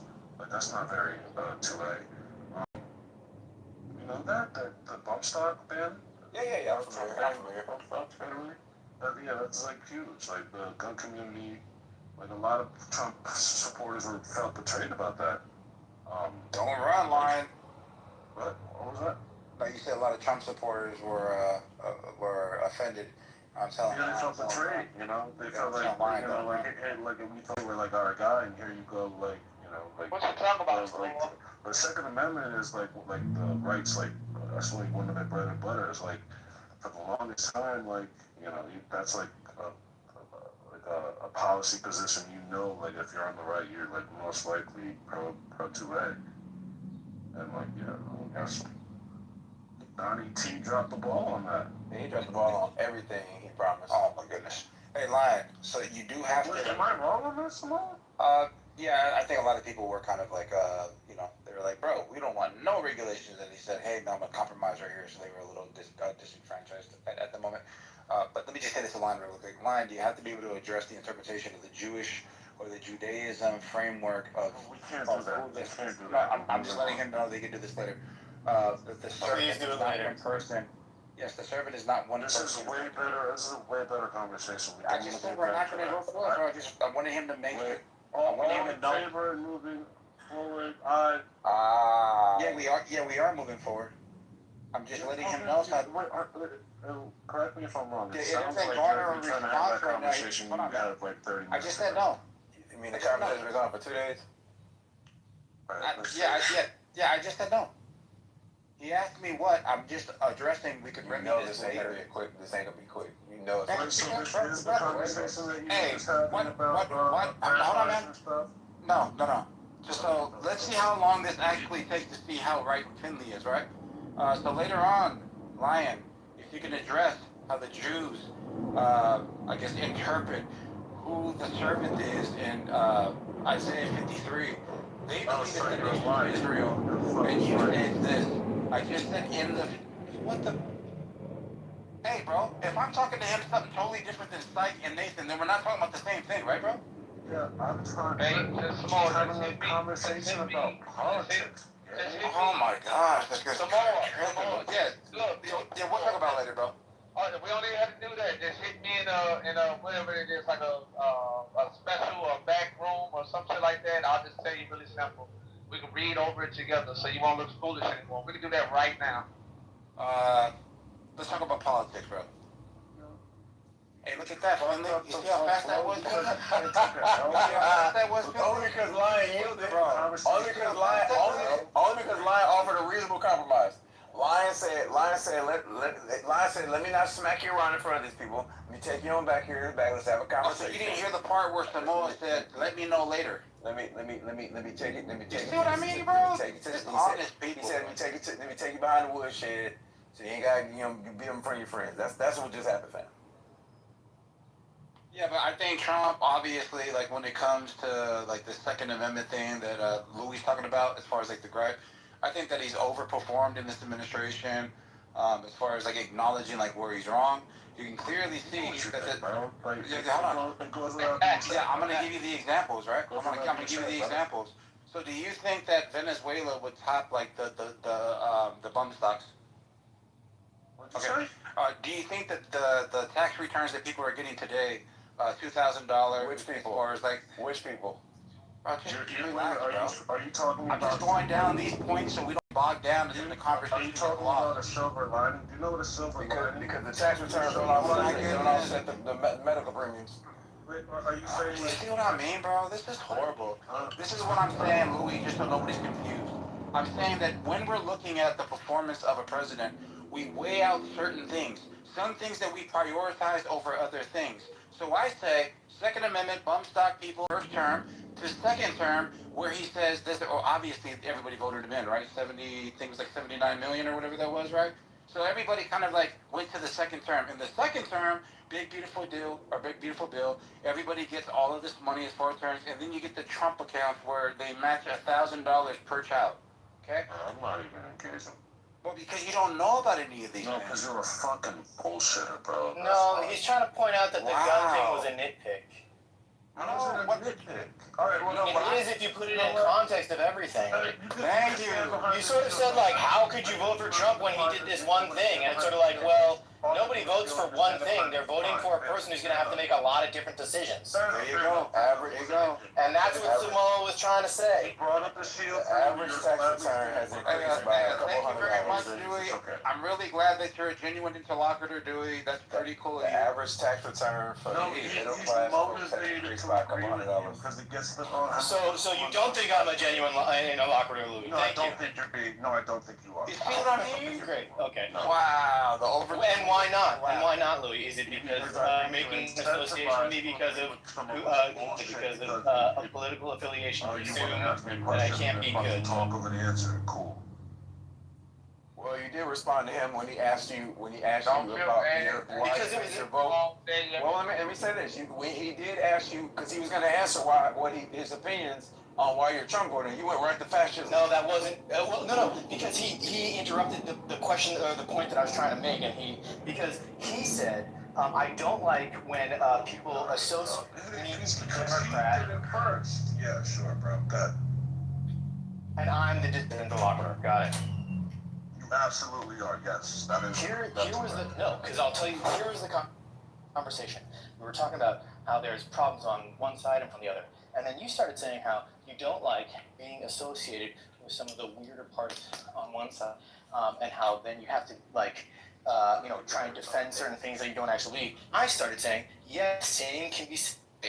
And then your response was, no, I just don't think you like the policies, and then you started talking about policies. That's not the same conversation. You understand? Yeah, the conversation I was saying. That was literally the flow of the conversation. Yeah, I'm pretty sure I heard Louis say he doesn't want to have to defend those stupid wackos over there on the left. Right, and I started saying, why should I have to defend wackos on the right? And instead of engaging with that, he said, I don't think you should vote for him because of this gun policy. You're fucking actually, this is actually nasty.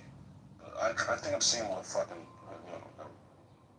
Go ahead, say, what do you think of me now that after you. You're proving my point. Hey man, you make weird associations about me. Real quick, I needed to take a beat. Dishonesty really triggers me and gets me pissed off. What is dishonest? That's okay. That's okay. What's it called? I said it's funny to me that you voted for Donald Trump because the answers to your questions about where you land politically, what your political beliefs don't really sound like they comport with someone who votes for Donald Trump. You said, why is that?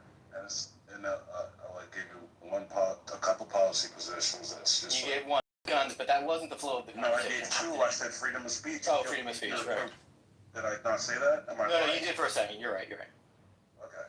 So look how genuine I can be. A couple more.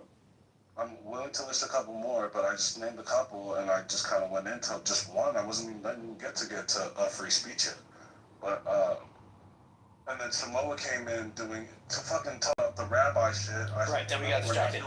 He cut me right in the middle of my fucking submission trying to talk about it. He said, doing this rabbi shit. I'm like, yo, dog, can we not do that? And you're like, oh no, I'm not gonna do it.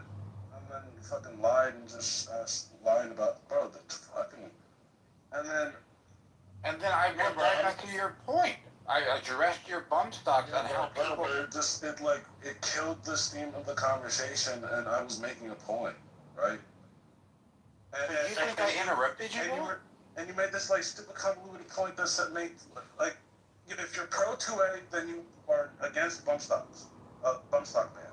That's just that's not true at all. What the hell? Yeah, that's most bump to it.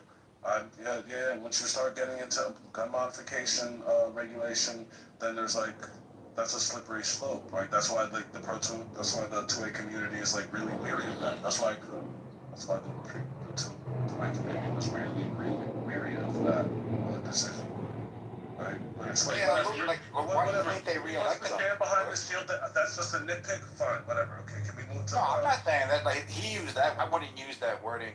What I'm saying is that something justified the vote to move into Trump's, category as far as it being of the second term, where something outweighed that, right? Because overwhelmingly, that the guy was voted for. So then I started pointing out policies that people could find some more value than that. Basically, all Simone is saying is nobody, including myself, or not nobody, very few people, I think, are single issue voters. Or at least I'm not a single. I voted for this nigga to blow up Iran. What the hell? That's my only damn issue. I actually do think that the Abraham Accords from the first term was one of the reasons why I was like, oh shit, everything got kind of turned over in a positive way. And I think, again, in terms of international geopolitics, I mean, we'll see. I still think the cards are up in the air, but he's certainly going to be one of the most consequential, right? Whether or not it works out, we'll see. But if it works out, it'll work out great, and if it doesn't, it'll be bad. But he's going to be one of the more consequential geopolitical presidents for a while. The only way that I see this going negative for him right now is if it escalates. If it goes back to bombing, and it goes back to closing up the Strait of Hormuz, and it goes to oh, Well, these guys it were looks able like to dig up a whole bunch of missiles. It looks using like spy satellites and all these things, and you're like, okay, you dummy, what the freak is this? Right? Like, that's how I would look at it. Like, right where it is right now, it looks like it's swinging to his, like, favor. Right now. May have been the final sort of, like, thing, because the Strait of Hormuz was their trump card, and if we're like, fuck it, we're going to up it it might de-escalate from here, and we might walk away in a better position. Yeah, we need time, guys. We need time. We need time. Like, it's way too early to determine or force. I agree. Yeah, it's. So what do you think about the Pakistani representatives that facilitated the negotiations in Pakistan, in Iran today? Because, like, what I pulled from that, and a couple of people reported on this, was that the reason why this person would have to make that trip is because he needs to speak to the guy. Bro, the thing is, Samoa, there's so many moving pieces, right? Like, for instance, a little thing like the Pakistani representative didn't wear a Western tie. And people are like, oh, because he didn't have a tie on, he's actually biased towards the Iranians. And then there's bigger pieces, right? Like, oh, Benjamin Netanyahu keeps saying, look, man, we're going to do what we're going to do. Like, we're not tied up to this shit. Like, we're going to do our own thing. Pakistan doesn't even recognize Israel as a country. Like, for all extents and purposes, the ceasefire talk is a joke to me. I look at this as both sides are using this as an opportunity to assess their damage, redeploy more troops, resupply their men, and stuff like that, bro. We stuck our dick into a fucking tar pit, and we're trying to clean it off real quick, and it's not gonna work, bro. So you're saying right now that when you look at the Iranian, if you believe, like, what the economic strife is that they're in at this very moment, as far as not being able to pay soldiers and all these types of things, I think they said in the last 3 days they lost like $1.6 billion in revenue, right? You're thinking that they could sustain that type of that type of environment while allowing 90 million people going through this, like, civil unrest to just calm them down? Yes, absolutely. Yeah, especially if Russia and China supply help, which they are in different ways. And also keep in mind, bro, these aren't like soldiers that became soldiers to go to college for free. Like, these are people who will fucking die for their cause, bro. No, I totally understand. Not like, oh shit, it's the fan, I'm gonna bounce to fucking Utah. And right, so I understand, like, yes, I understand how people are going to respond with external threats, right? But what happens when there's an internal one? Look, keep in mind, Samoa, you're the same person who said the regime killed 30 to 40,000 innocent people protesting. What the fuck? Okay. Okay, you've never said that? No! So, okay. There's people who say this regime killed 30 to 80,000 innocent protesters. So if that regime is still in power, what makes you think they won't kill 2 to 3 million people? Or like 20 million people? So there's a difference between people responding when they feel like, hey, I can't get my favorite cereal, than another where massive amounts of, like, let's say the number you're using, where 3 million people are moving because their lights aren't on, or that they don't have air conditioner, or there's no food on the actual shelf. So there's a difference between the temperature of when they had it and when they don't have it. That's something that the clock obviously is, like, placing on the Iranians to address the internal and the external potential threats. They got to factor that in. Look at what happened with 2020 here. We were obviously, like, overwhelmed when people were, like, burning a whole bunch of shit down, and law enforcement was like, let me just move out of the way. And I'm saying that, hey, they might have killed whatever number you said. I think they said 3,000. I think a whole bunch of people like to add shit, so they said 80,000. Our president said 42,000. I mean, he's got intel. Why would he lie? Why would he lie? Hold on. The point I'm making is it really doesn't matter what the number is, because the environment isn't the same for you to be able to compare them. If you were to say, hey, this is the exact same environment that was there, and they had paychecks, and they had So it's never going to be the exact same environment. My point in comparing the two is to show the character of the regime. Look, the final point is, and I think Samoa would agree with this, and I've said this before, like, the cards are still in the air. The cards are still in the air. Nobody knows what the fuck is, like I said, when Are you saying that the Iranian IRGC or whoever the hell these people are not behind their head or like rolling their eyes behind their head to look at their own citizens that are going to have like this civil unrest pretty soon? I'm sure they are, but I think that like for them, this is an existential like yes. So if You're it is the existential of the IRGC. Right, and I'm talking about the people with all the weapons. Yes. Yes, those guys. Okay. Then when the lights go off and these people start putting their arms down because they don't have no paychecks to feed their little children. To Oleg's point, that might not be the thing. Yeah, you're not listening, bro. So, well, the military elite is always going to have food, brother. Their families are not going to starve, brother. It's the random poor people. It's the poor people that are going to die, and they don't care about them. So Oleg is saying that the IRGC, regardless, because they're such a prideful people, they're going to go to the very depths regardless of the situation. I'm saying that the civilian population is going to add another variable of stress on top of that for them to be able to defend that. Then Oleg counters and says, well, they'll just kill them all.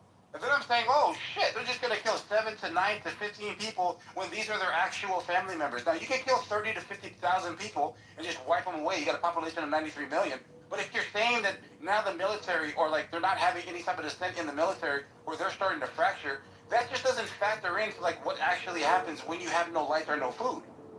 The whole thing changes. Look, bro, I asked you to do a hypothetical in your mind. I said, I've never heard I said, given the fact that you, and then you said, I didn't say it. Okay.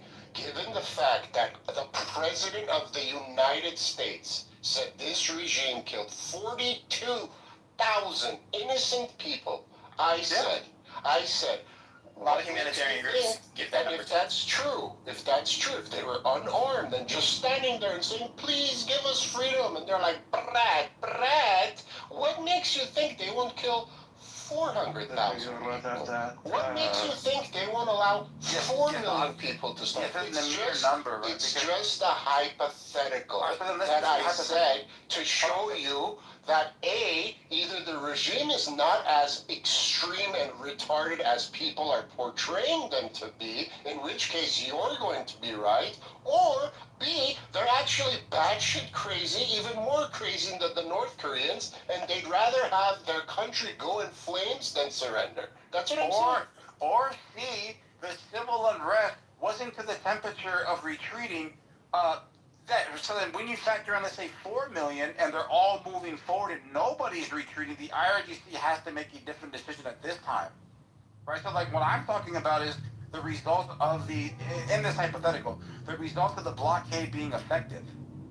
If the blockade is carrying over every single month, $13 billion, and then they're hemorrhaging, their banking system's all broken down, no more food, exports, or imports. Is it 13 or 1.3? You said 1.3 earlier. Yeah, that was in the last 3 days. 13 billion a month is the estimation. Okay, thank you. Right. All right. So and anyways, the point I'm making is that hey, they might have been able to do this when things were good. How is the civil or the civilians? I'm not talking about like the IRGC. They can only respond to what they respond to. How do the civilians respond when you turn the temperature from 70 to 110? How do they respond? Are they going to retreat and run away when one person gets shot? Well, that's the benefit of having a Second Amendment, bro. In Iran, the random villagers have fucking muskets from 1934, bro.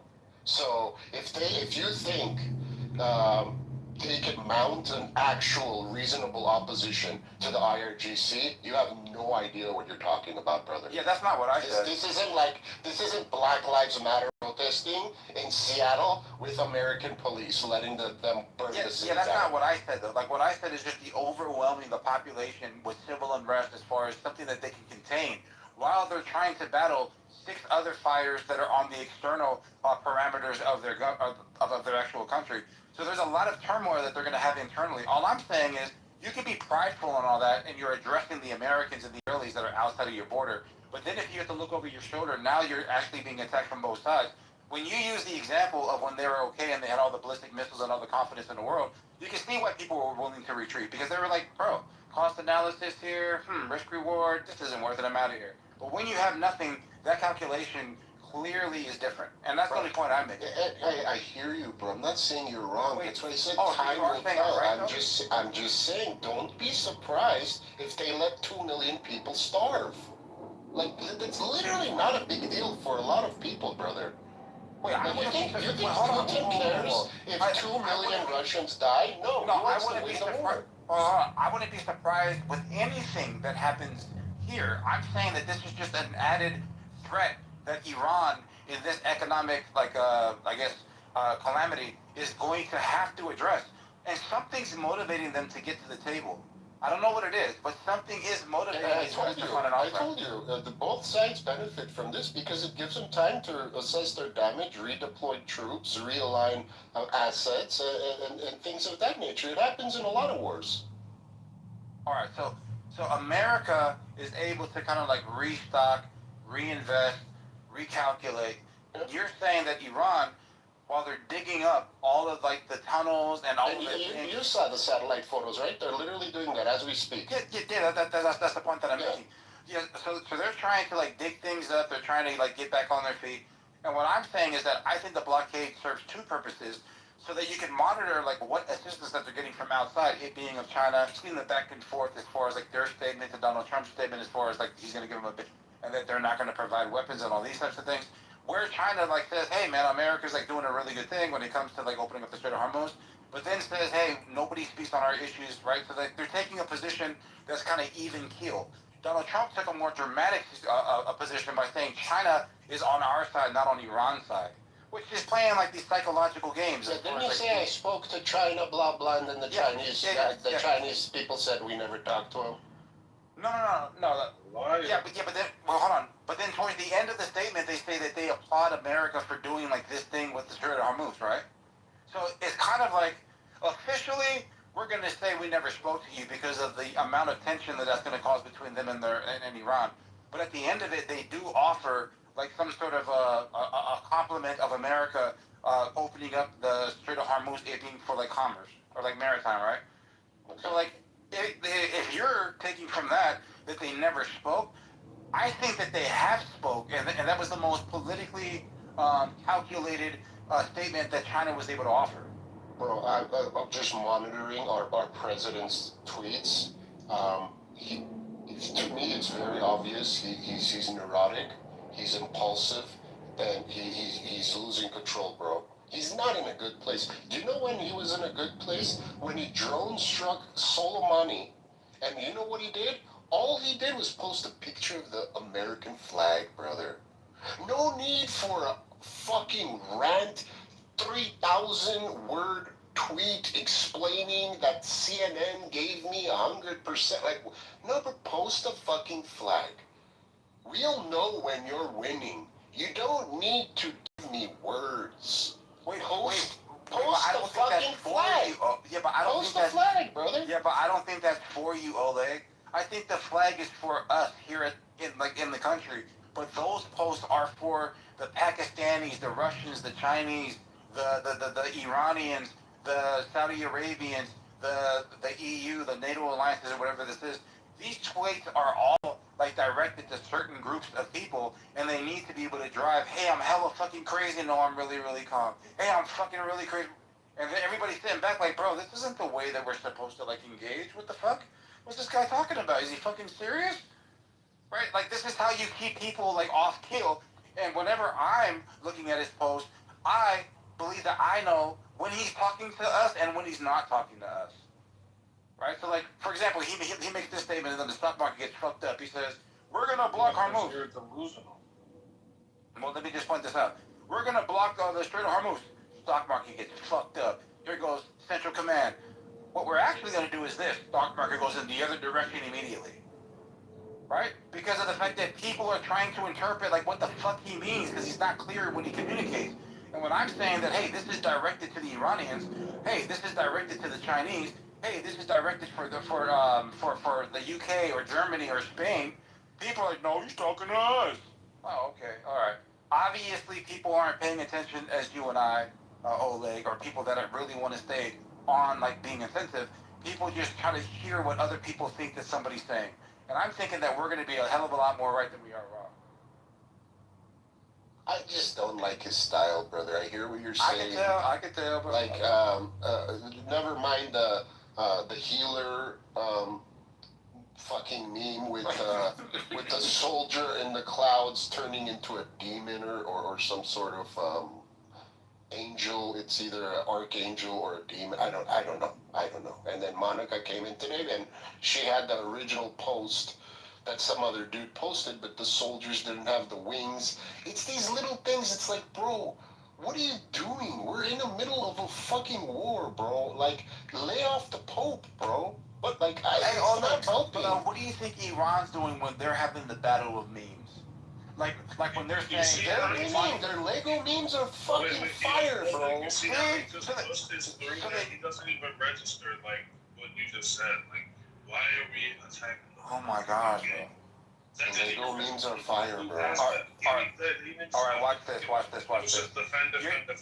Oh yeah, so let me just point out like the reason why I'm showing you this here, right? There are two people playing the meme game. Trump and then them responding. Trump saying, open up the Strait of Hormuz. Them responding by saying we lost the keys, right? So they're engaged in this back and forth. What we're doing is criticizing our side for playing the game, but then when we look at them, we're like, oh my god, that shit is fucking hell entertaining. Yeah, that's just the shit right there. But they're both playing the game. Why are we only criticizing our side? Because we have this expectation of efficacy on how we believe that a president should be conducting himself? That shit is crazy. We should be making way better memes. We should be making better memes, better videos. Oh, now you want him to up his meme game? Absolutely. Absolutely. What do you say? He's posting himself as Jesus. And you know what pissed me off? He should have had the balls to say, yeah, I posted myself as Jesus. What? You didn't find it funny? Fuck you. Fuck the Pope. Fuck Catholicism. I'm the man. I'm in the middle of a fucking war. That's not even how he feels. But he's I wasn't Jesus. I was a Hitler. Like, get the fuck out of here. Hey, that's a good Oleg right here, bro. Let me ask you a question, Simone. Yeah, bro. Do you believe that Donald Trump believes that was a picture of him, like, superimposed as a doctor? Do you believe that he believes that? Yeah, I don't really. To me personally, let's say that he believes that he was like poking fun and he was Jesus, just like what he put today. Yes and no question with like all these words. I'm just saying that maybe, but I just fucking care, right? Like I'm an outcome contingent type person. That's crazy because that's the closest. Bro, you guys have an expectation of how our president is supposed to fight, and I'm telling you that there's certain styles that people. It's not expectation, it's preference. Hold on. But yeah, I'm saying that right now, right? Styles make fights. There's certain fighters that people look at and they're like, man, this motherfucker's boring, but he's 50-0, right? Would you rather have the 50-0, or would you rather have people saying, hey man, can you fight different? Can you throw more punches? Can you stand there so the guy can hit you? And then he's looking at you like, 50-0? Fuck your 50-0. We want to be entertained. Come on, this is like weird stuff. This guy does it the way he does it. You got people right now, and I feel this way right now, regardless if it's Trump or not. I don't believe that the Pope, the prophet of the Mormon Church, or any actual like religious leader should expect some sort of like immunity when it comes to criticism when they step out of their lane. Especially when these people are supposed to be like so godly, when obviously they're directly within their lane when he's talking about world peace and no. Absolutely. All right, so like before he's the Pope, he's criticizing actual policy of the United States of America. He's criticizing the war. He's criticizing hold on, immigration, warmongering. No, hold on. So like before he became the Pope, it's immigration. You'd like to say immigration? No, it's the main way in which ICE and the Department of Homeland Security was conducting operations. Let's be honest. That sounds like immigration. You can't do that. Yeah, that sounds like immigration. Yes. Oh my gosh, bro! What the fuck is Department of Homeland Security was conducting their immigration. What's that? Bro? Pope, before he was the Pope, criticized the immigration. So, what's the problem? All right, cool. So, like, now he's the Pope, okay? So, as the Pope, what you need to do is, like, think about how everybody's kind of looking at you for the spiritual guidance and, like, where you are infallible and where you are fallible. If he steps out of the... even the criticisms of VHS, how does that fall outside of his, like something that he can talk about? Preaching humanity. That's what the Pope fucking does. Fuck. All right, never mind. Yeah, never mind. What are you saying? I think a lot of Catholics will tell you, with their history, that Jesus is not a pacifist.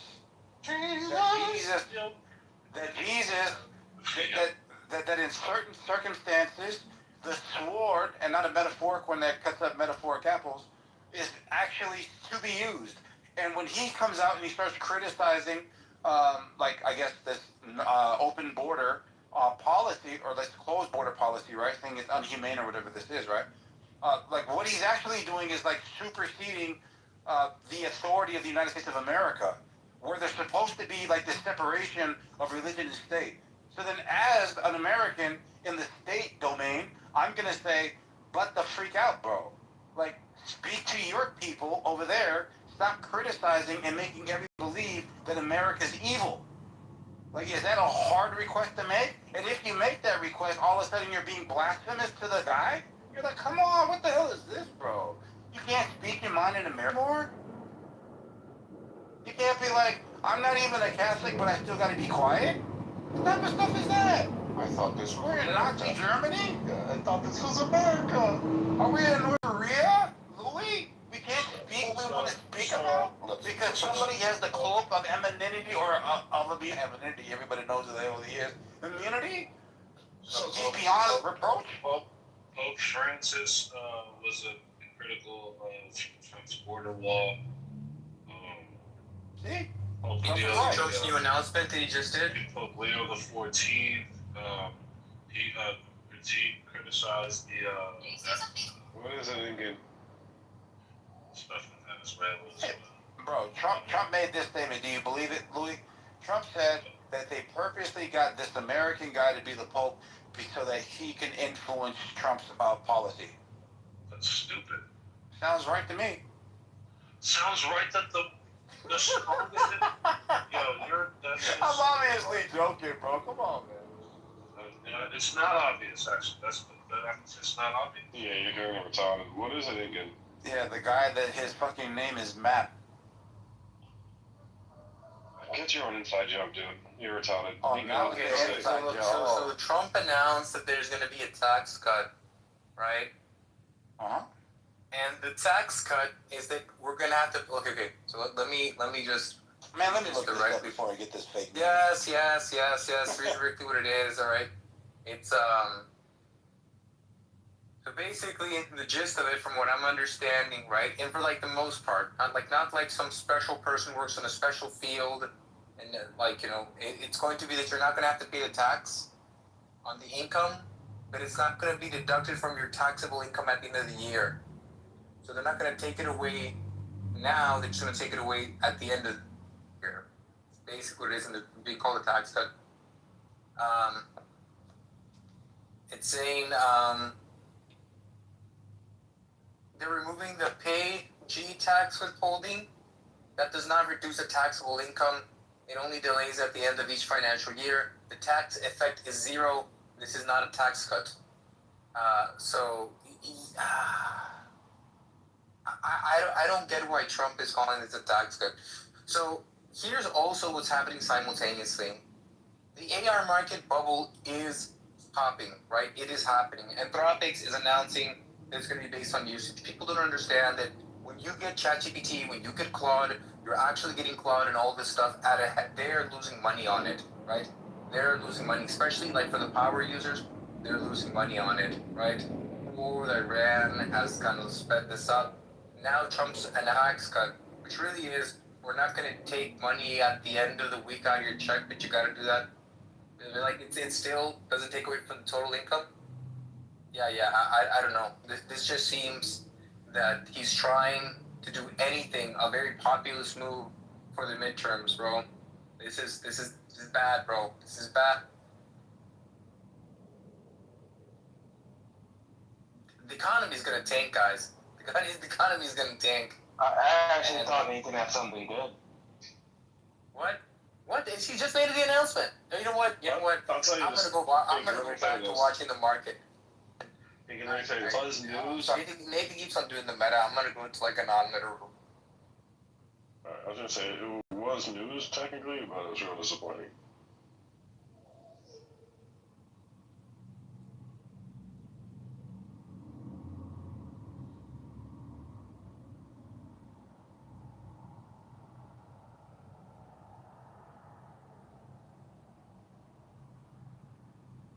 So, did you see the Pakistani dude's command stick files?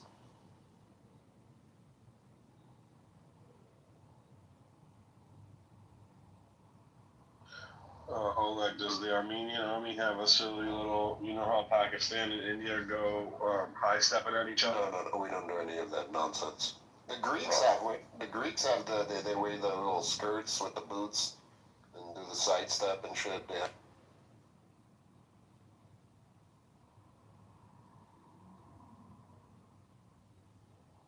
I saw you come off mute line. You can go ahead. I'll go after you. Yeah, we just constantly get invaded and killed by the Turks and Azeris. That's what we do. We don't have time to make up dances.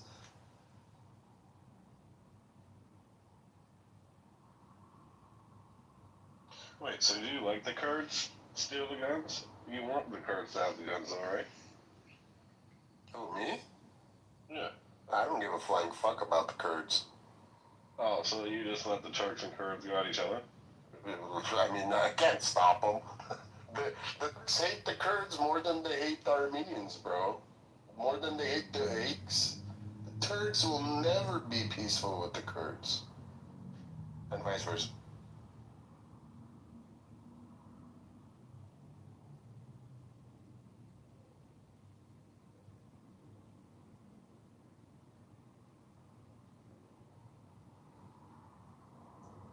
Hello? Hello? Oh, is all the bullshit over? Yeah, we're at a ceasefire. I'll go after Lion. Hell no. You know what happened, bro?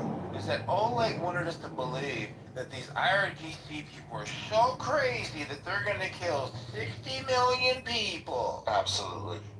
Yeah, nobody cares. Yo, 70 million does people. anyone have HBO Max here? Does anyone have HBO? 80 million people. Does anyone have HBO? I do. Where does it stop? Okay. Are you watching DTF St. Louis? Let me put What is DTF St. Louis? Oh. You gotta watch it.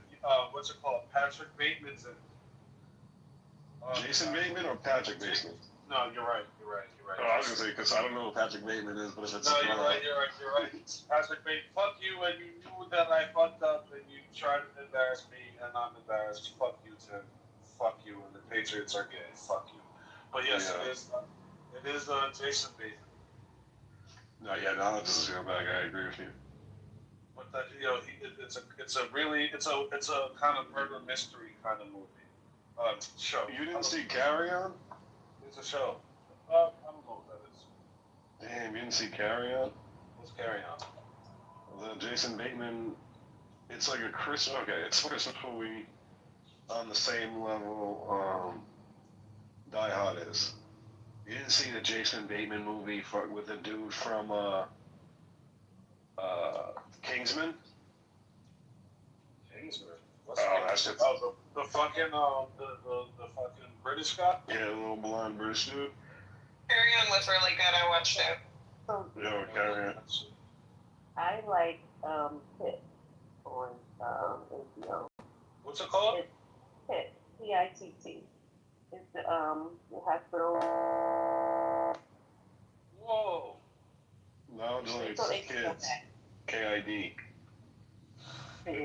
And I'm gonna watch the DTF.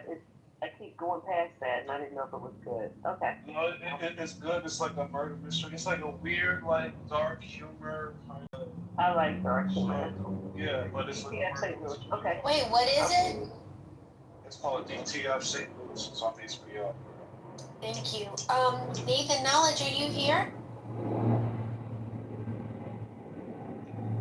Actually, I actually did catch the last episode. It comes out on Sundays. It's actually it's airing right now every Sunday. I'm not sure how many episodes it's gonna go.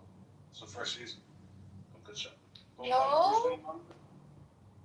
Them niggas are. I think Nathan is painting a naked man or something. And Gustavo is like, I don't know. The model for the naked man that Nathan's painting. Most likely that, or he's probably like undergoing some like knee extension surgery to like add like 4 inches. Or whatever. Yikes. So do we still have the policy that we restart the room when a valued White Belts Chillism member is removed? Wait, who got kicked? Who got kicked? Who got kicked? Yesterday morning, Shy Shy got removed. My host. They can't kick it. Yeah, she That's can. a lie. And they kick it. My host.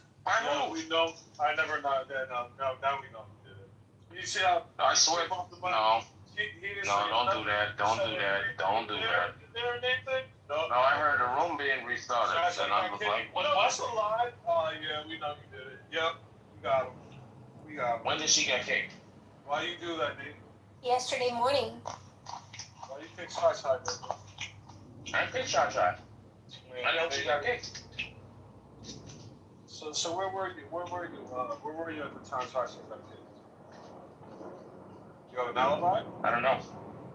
No. I remember her being in once, and her being told, like, hey, you being loud, and she got moved down. You remember or you know? I remember. Who was there too? You were complaining about her too. You remember when? Yes, she was. I did. When she was yelling at what's his name? One more time. I said one more time, but it seemed like you were a little more passionate.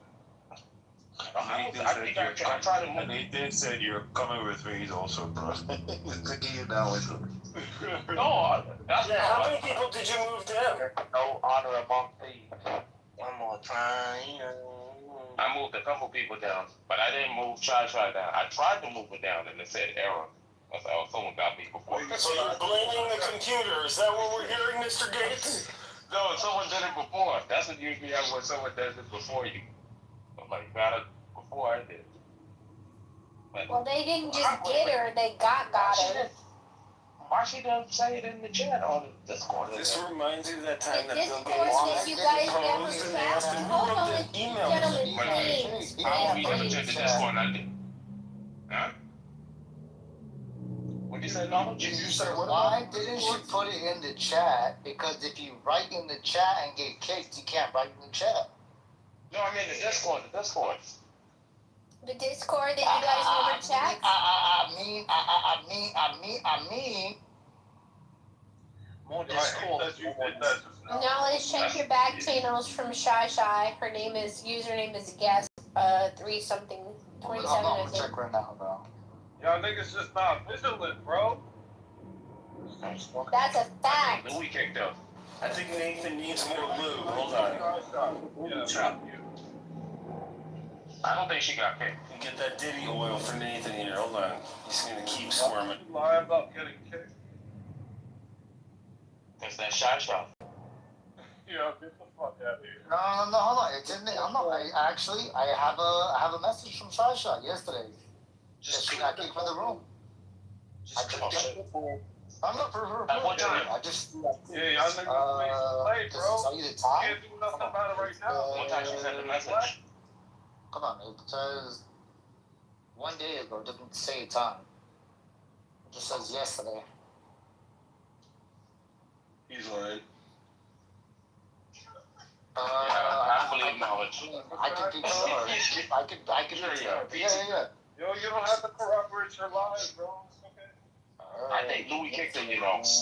Yeah, it was me the whole time. Well, wait, hold on, Nathan. Which troll are you gonna cling to? The one that Shasha wasn't kicked, or the one that Louis kicked her? Which one you going for? Cause you kind of split there. I didn't kick her. Did I say you kicked her? When did you hear those words come out of my mouth? Alright, then there you go. PTR. Imply that I should. On the morning. PTR. I got a message. Yesterday. At approximately Yeah, I didn't know. Eastern Standard Time. I got a message from Shasha yesterday saying who kicked me. I had no idea she got kicked because I don't read the messages. Well, this wouldn't have been Knowledge, you can check knowledge. How about this? You can check the logs. I can't check the logs. Oh yeah, this room is still there from yesterday, but they don't show who removed people. Yes. They don't show. They don't show who removed people. Oh, you're right. So before it used to tell you who moves people down, who freaking kicks them, but I don't think it shows you that anymore. Let me see. I don't think it shows you if the host does it. No, it used to. It used to. Yeah, but if the host, but if someone who's not the host takes somebody down that doesn't show. Who's not the host, right? I was the host. Nathan, so move it should me show if down. I take them down. Move me down, Nathan, and see if it registers on the No. I would never do that. No, you want to do it. You can move me down. I'll come right back up. Okay, only because you say you come back up. Don't forgive me, Monica. Yo, it really hurt that nigga. Yo, look at that. You heard his voice? I did. It was. Oh, man.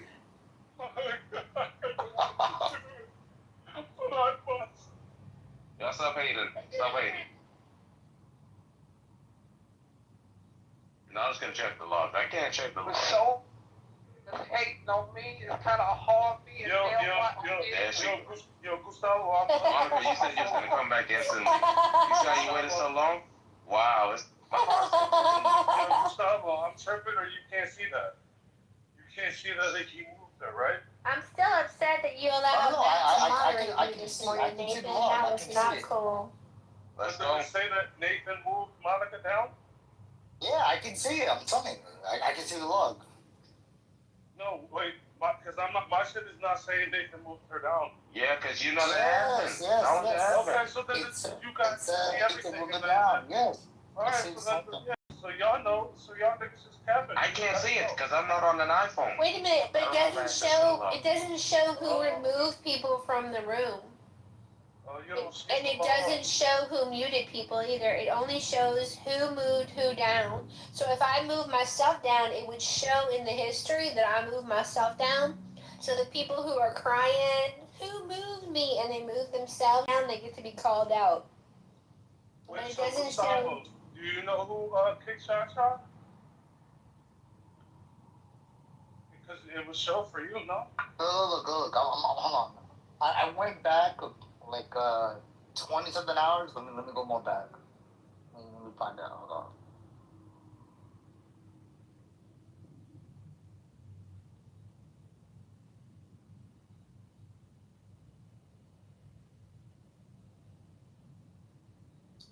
Tim is happy in the goo. He said nobody needs to bring him up. He moved himself down and is trying to scapegoat Oleg. Thank God.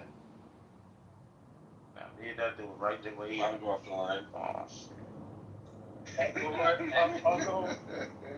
right after line before 10.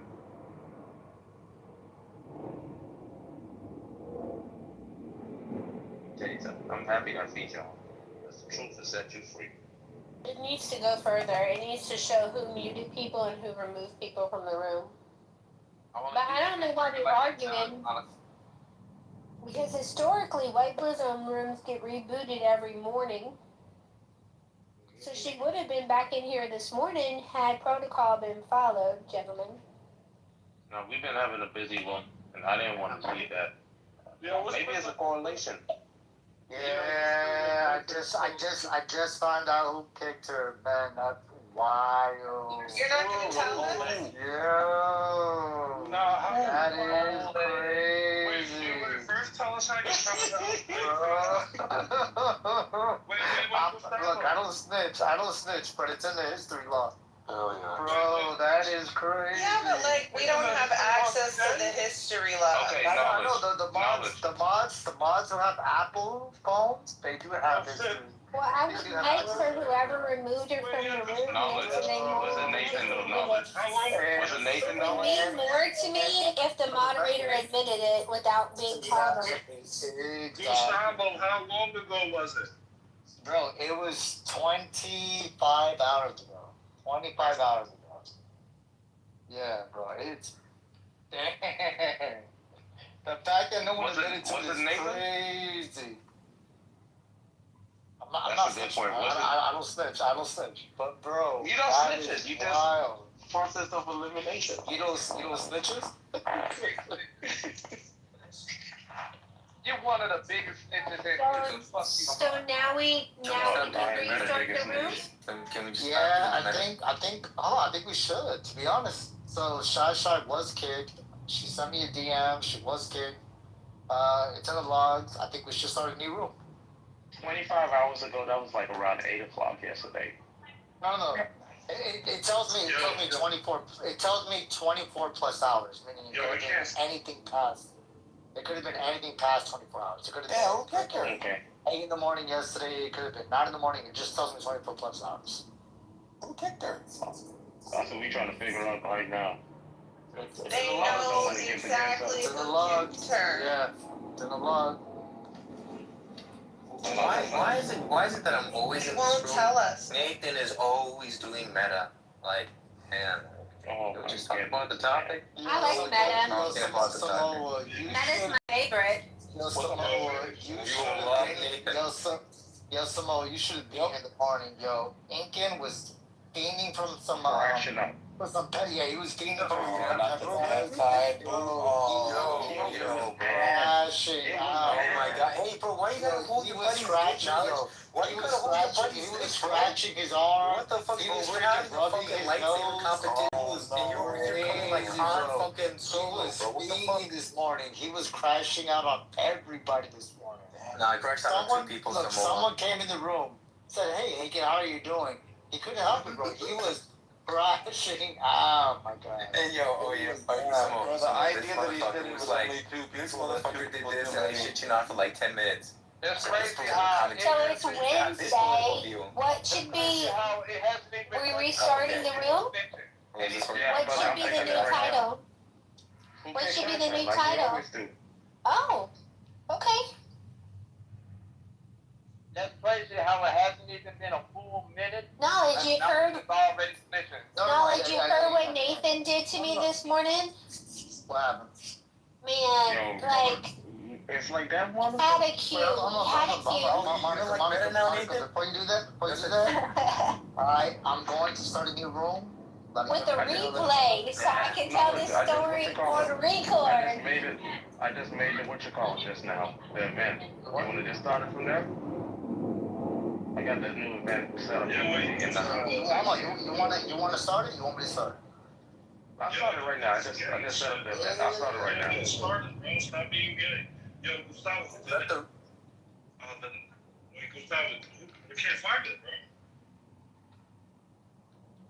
bro. It's there. Well, I can see it. I don't know if you can see it, but I can see it. My shit don't say 20. You said 27 hours. No, it just says 24 plus hours. It doesn't. That's why I said 25. Yeah, it says day, though. All right,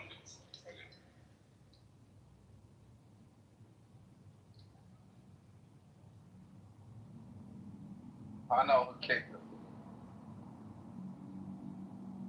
Who? She-Wolf.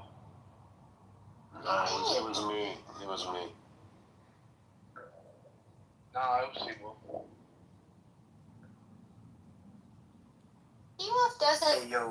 She-Wolf doesn't not admit when she does things, though. She's always been pretty straightforward. When she throws rocks, she shows her hands.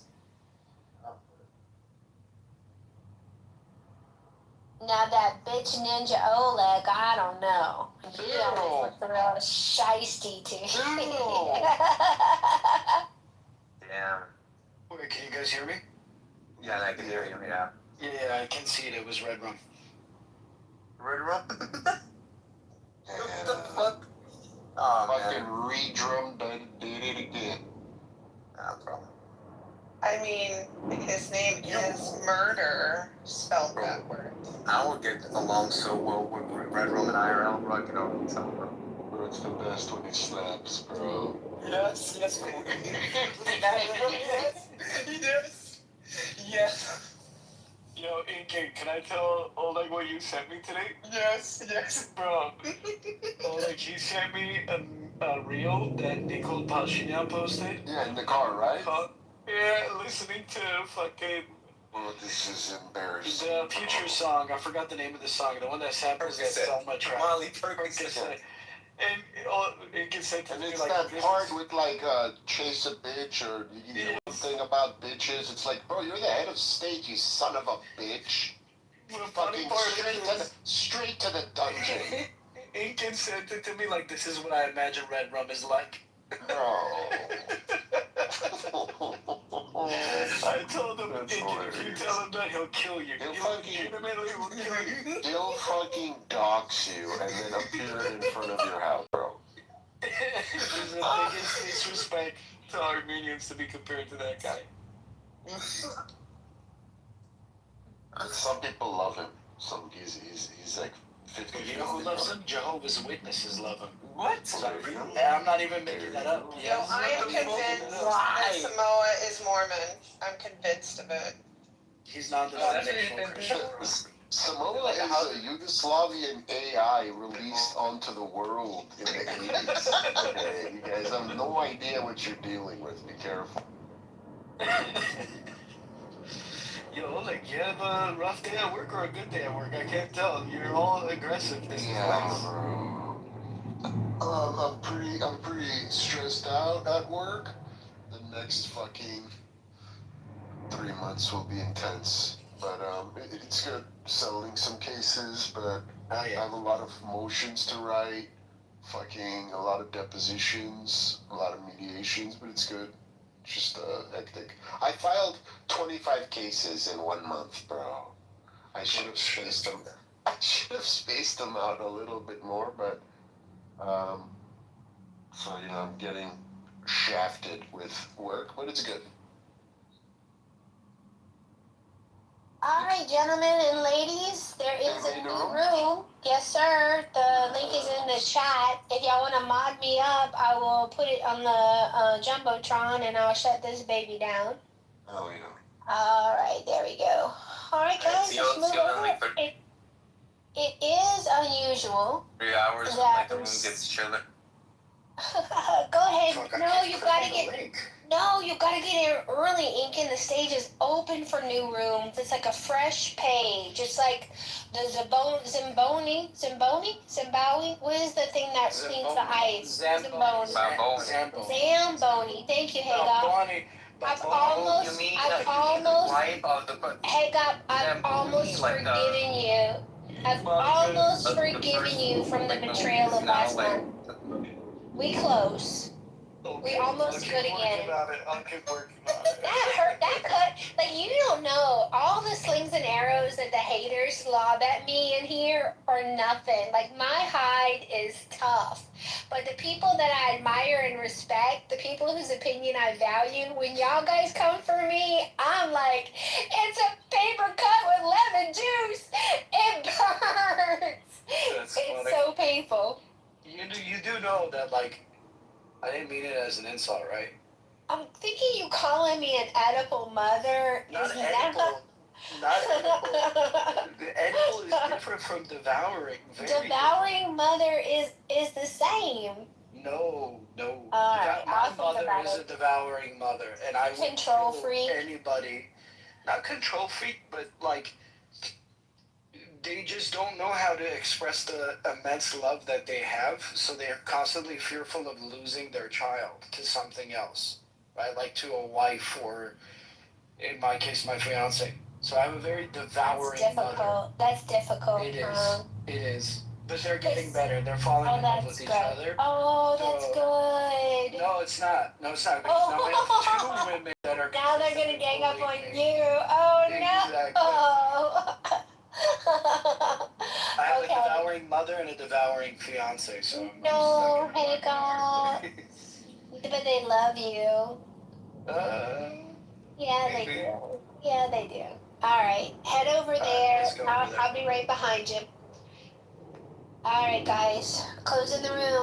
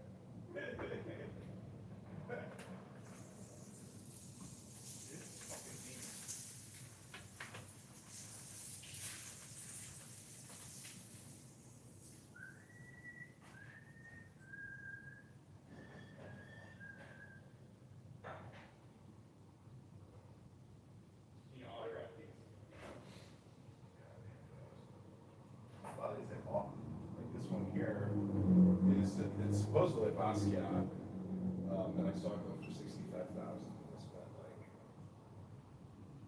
like $500 on it. You didn't autograph this one? Good. I mean, it's supposedly a Basquiat.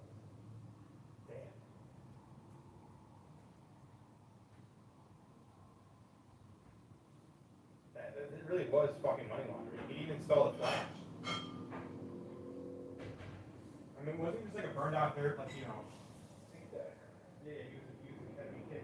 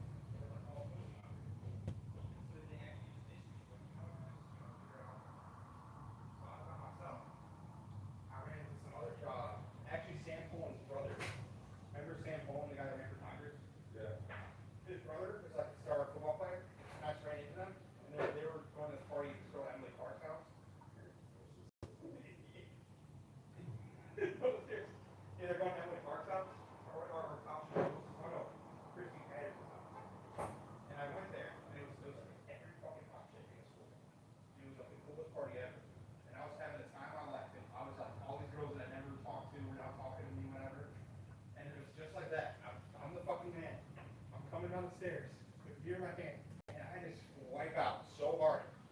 And I like to the point where like I probably broke some shit, but like everyone thought I died because there's blood everywhere. And I finally had to just get up, and I'm just like, all right, what's going on? And like slap my bloody hand on the thing. And I look like an Avatar character. His friend got knocked out of the bar one time. Yeah.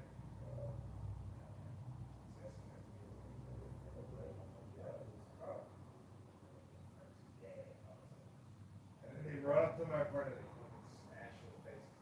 And they run out of the bar, but my friend jumped back up like a fucking spring like nothing happened. I was like, are you okay? He goes, yeah, what was that about? I don't know. But it turns out that our other friend, who looks like our friend, he robbed them in the bathroom. Was trying to cocaine for them and decided to shove the guy's face in the toilet. After stealing the cocaine.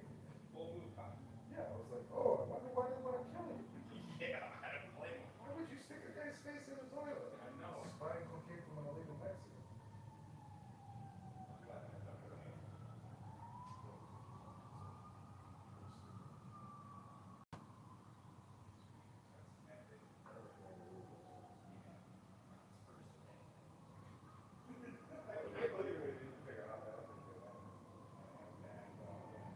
Did you rent an apartment? Why can't you just live at your dad's place?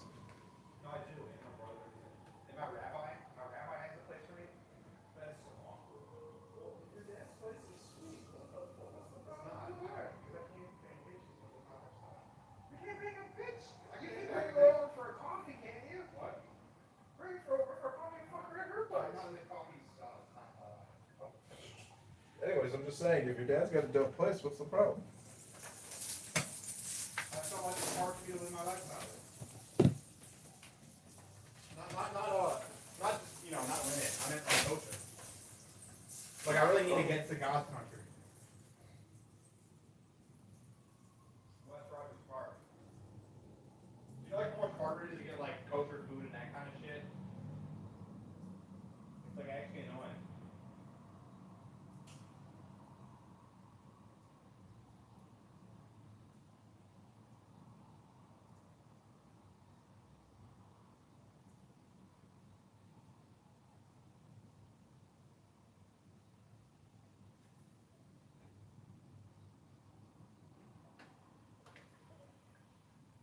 I couldn't hear you. What were you saying?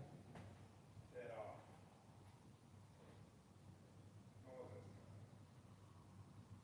That you can't be kosher at your dad's house? But it's like I really get to watch Rogers Park because like I really want to live in a Jewish area. It's like hard to actually be kosher with God and all that. There should be some other priorities in your life that you want to be. That is. Yeah, I know, but like, it's also a question of money, isn't it? What? It's a question of money too, isn't it? What do you mean it's a question of money? I'm doing good. I don't understand.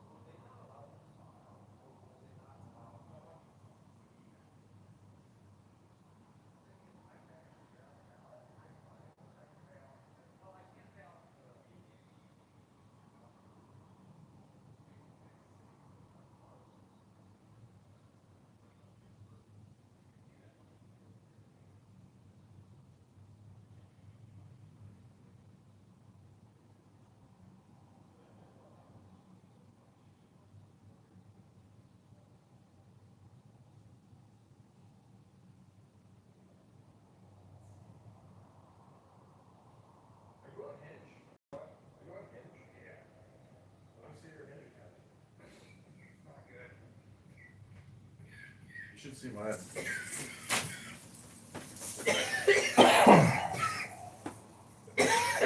Plus, I'm like,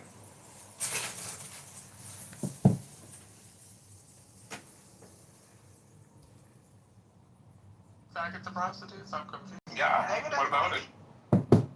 Oh, here's the John Locke book I got. Pretty good. John Locke's legit. I got Thomas Paine, John Locke. This is a really interesting book here. It was expensive. It's very interesting. It's the ISIS. What is the Isaiah tablet? I had never heard of it before. Me neither. It's from ancient Egypt. It's like a 5x3 copper plate. Yeah. But all these hieroglyphics, like there's an interpretation to it. So this book deals with the like occult interpretation of it. This was the guy. He's got Westcott Supreme Mind. Yes. But it's beautiful. So that's, I guess, maybe the real relief, or that might be the real relief. But this is the hand drawn one. And so I haven't gotten into. I was reading about the history of it, but I haven't gotten into the actual translation of the hieroglyphics yet. But I believe it's ISIS. I believe it's ISIS, like some kind of ceremony. Like, so, anyways, I'm gonna find out what it's about. But this book is, printed in England. It's beautiful. But look at that. This is their own binding company. But this is from a group in England called the Hellfire Club. Oh, I know about them. Occult mystics or something. Yeah. And there was actually some founding fathers. I think Benjamin Franklin was in that. Oh, really? Yeah. Holy shit. You know, wrote Jake Packer wrote a book. But they send me. I've been buying their books.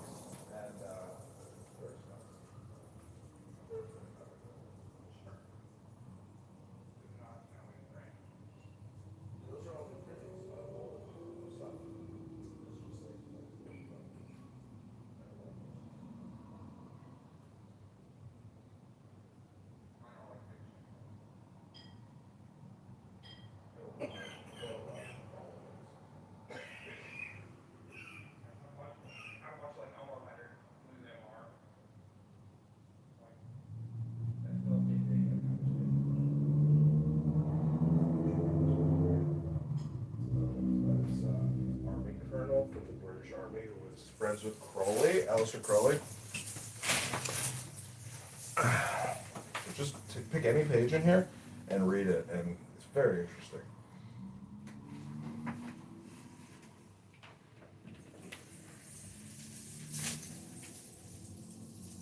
I still want the Zohar.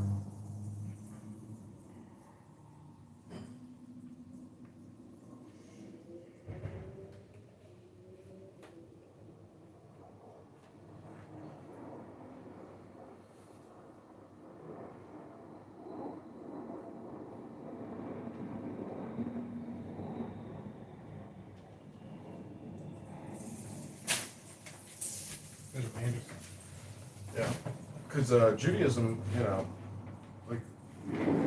Well, there was no Torah until Moses, and so Judaism was all oral until Mount Sinai.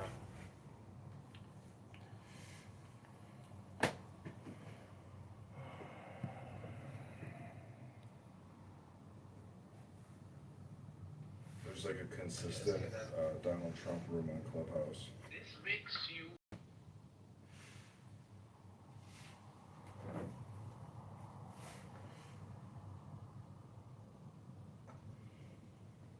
Kansas versus Trump. No, the other Agnes is the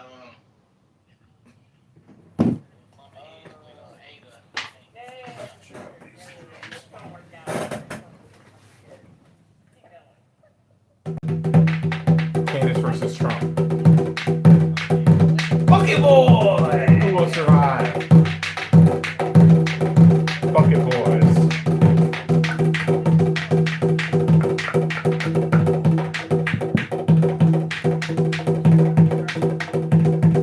I was thinking about buying one of these. So it's got it like, there's masculine ones, right? No. I tried to get a masculine one. They're all coming up. You know what the fuck? And none of them are practical. Where's like the badass, like, I want the mega. Do you know what a fan is? It's actually like a magical instrument, like a wand. Yeah, exactly. Because that's an illusion, because you're not actually changing the temperature. Well, you know what happened? No, well, what it is also a breathing device. Because when you're fanning yourself, you go, and you start taking deep breaths. So it's like a magical instrument. Interesting. Deep breaths, yeah. Did you know that, Debbie? I mean, nobody can talk to you. You get it. Yeah, no, I know. I was just kidding. I see your dad pop on. I was like, I'll have like a trunk remote, and your dad will come in, but he won't raise his hand or anything. And he'll just leave. I'm just.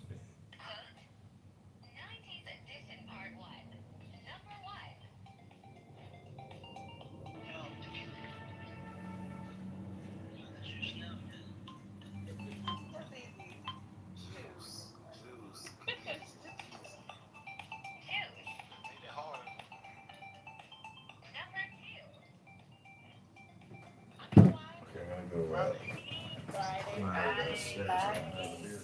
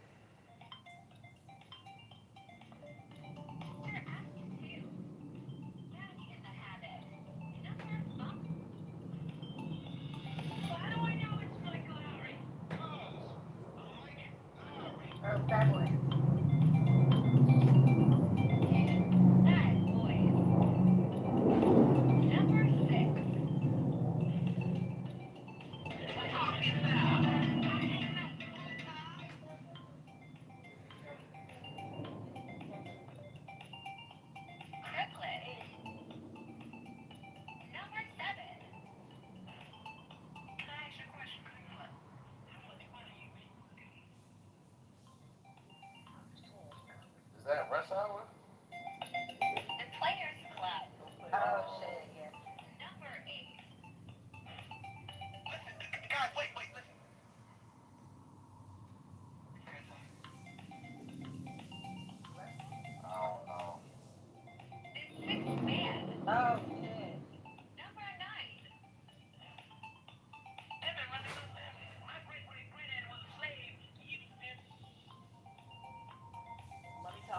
That was Chris Tucker. I don't know.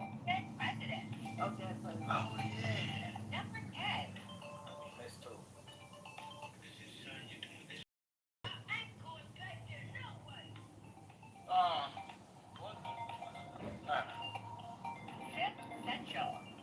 South Central, yeah. Right.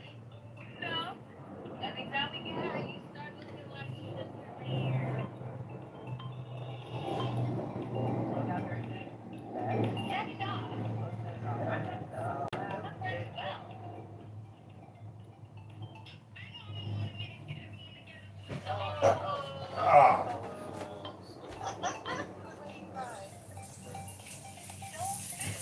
Alfred Italian ranch.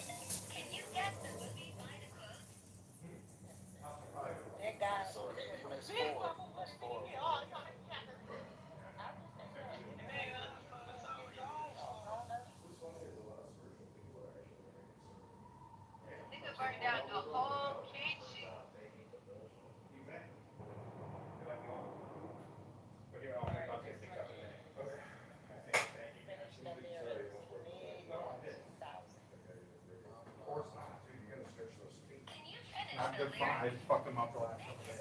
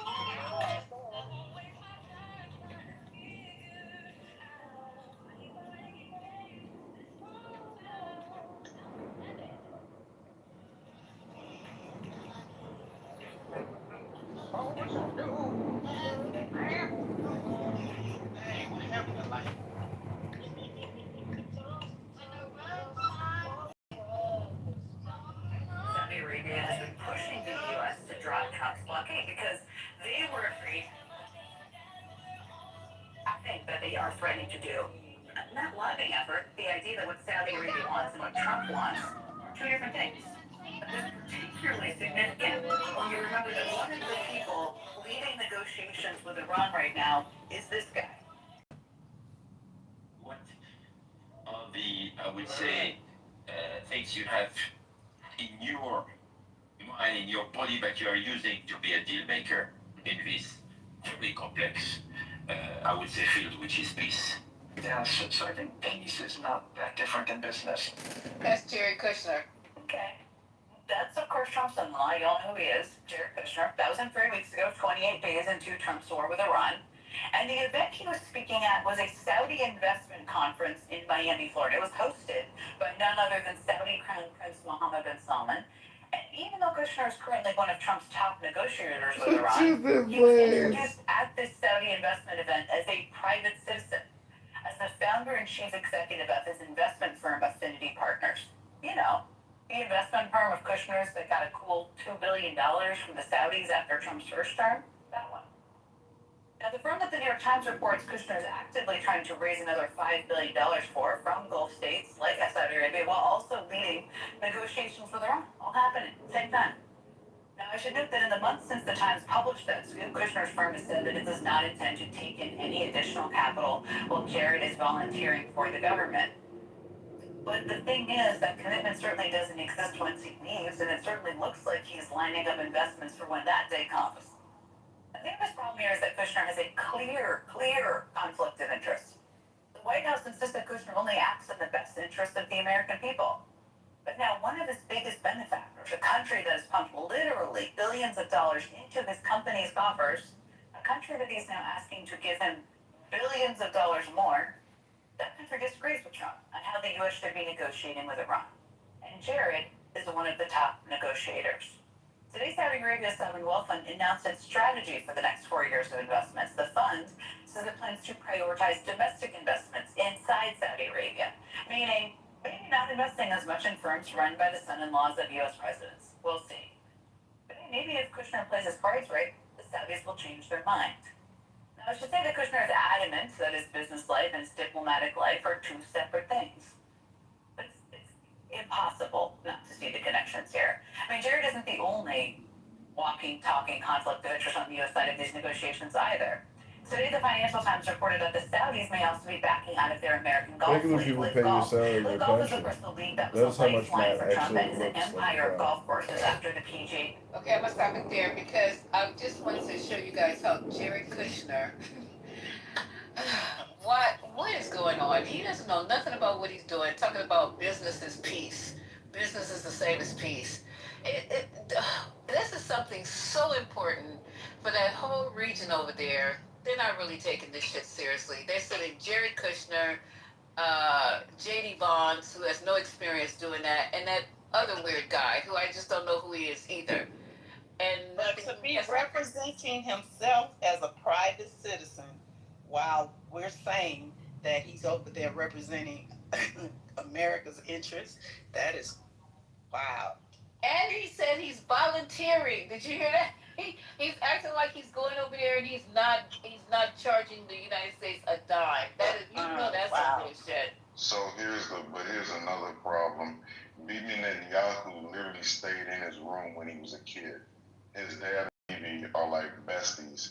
And like they say, when Bibi would come to America back in the day and Jared was little, he was sleeping in his room. So the fact that Israel is who pushed us into this war or convinced Donald Trump to go ahead and take this action, saying it's going to be easy. So how do you think our interests are being served? Whose interests are being served with Jared Kushner being, over there in that room with the Iranians? So BB and Kushner's daddy were having pajama parties when they were younger. When they would come to America, Jared Kushner in his room, they would give his room up, and Bibi would sleep in his room when Bibi would come to America.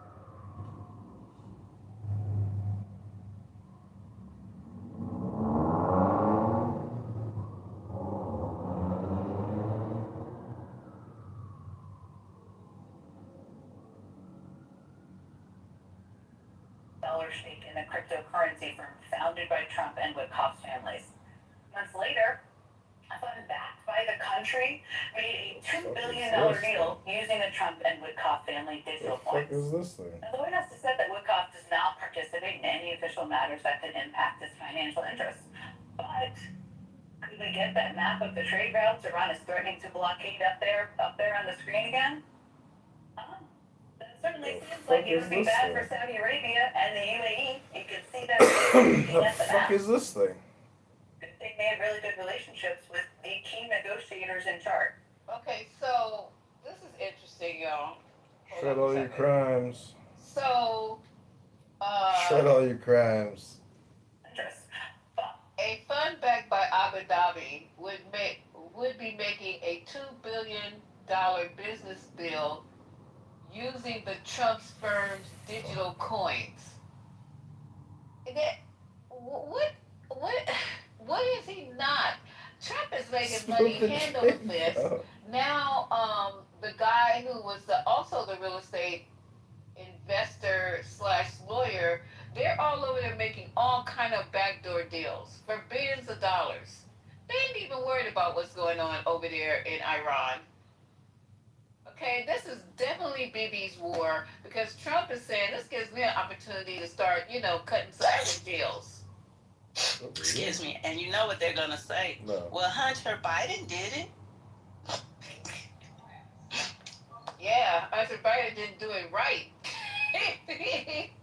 Hunter Biden, if he would follow the Trump plan, he'd still be rich and be able to pay his lawyer fees that I heard he can't afford to pay his lawyer fees now. So Biden and Hunter didn't do it right. They didn't grift the correct way because the Trumps are making money hand over fist. And I didn't know that they were also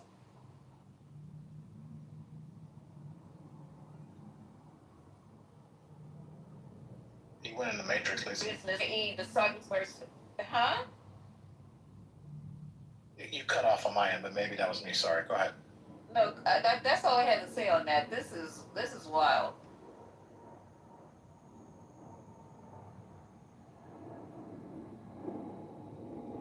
If the midterms do what we're thinking they're going to do, all this stuff is on record. So literally, the top 10 days that the stock market had were days after, like, he said he was going to do a tariff and did a taco.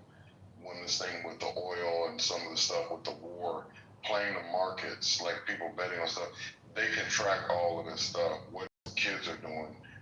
All this that's going on, the enriching of themselves in the presidency, if we can get to a point to where they can start to have committees and start to actually dig into this, then there's going to be a lot of meat on the bone for them to really go after them. But, everything is just hinging on November, and that's why, Trump is going to try to do whatever he can, the majority, to keep that from happening.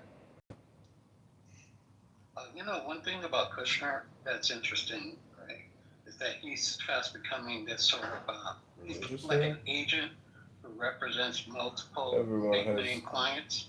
He's gaining so much leverage because on one side, there's a tremendous amount of money that was behind him, right? Now that's in jeopardy.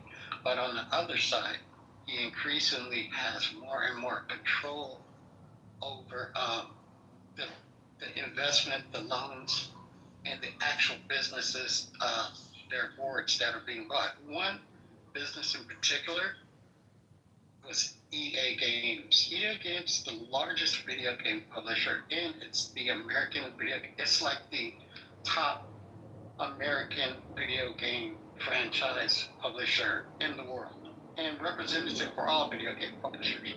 It's a tremendous loss for America not to have that company because sometimes that company has been responsible for producing both culturally and historically, and just American, I would just say it captured American culture, and that's something that will probably change under Saudi ownership. And last, this was not totally possible by money alone, Some of the stuff was, in that particular case, and this is happening in pretty much all the deals, JP Morgan is financing these people to behind these things.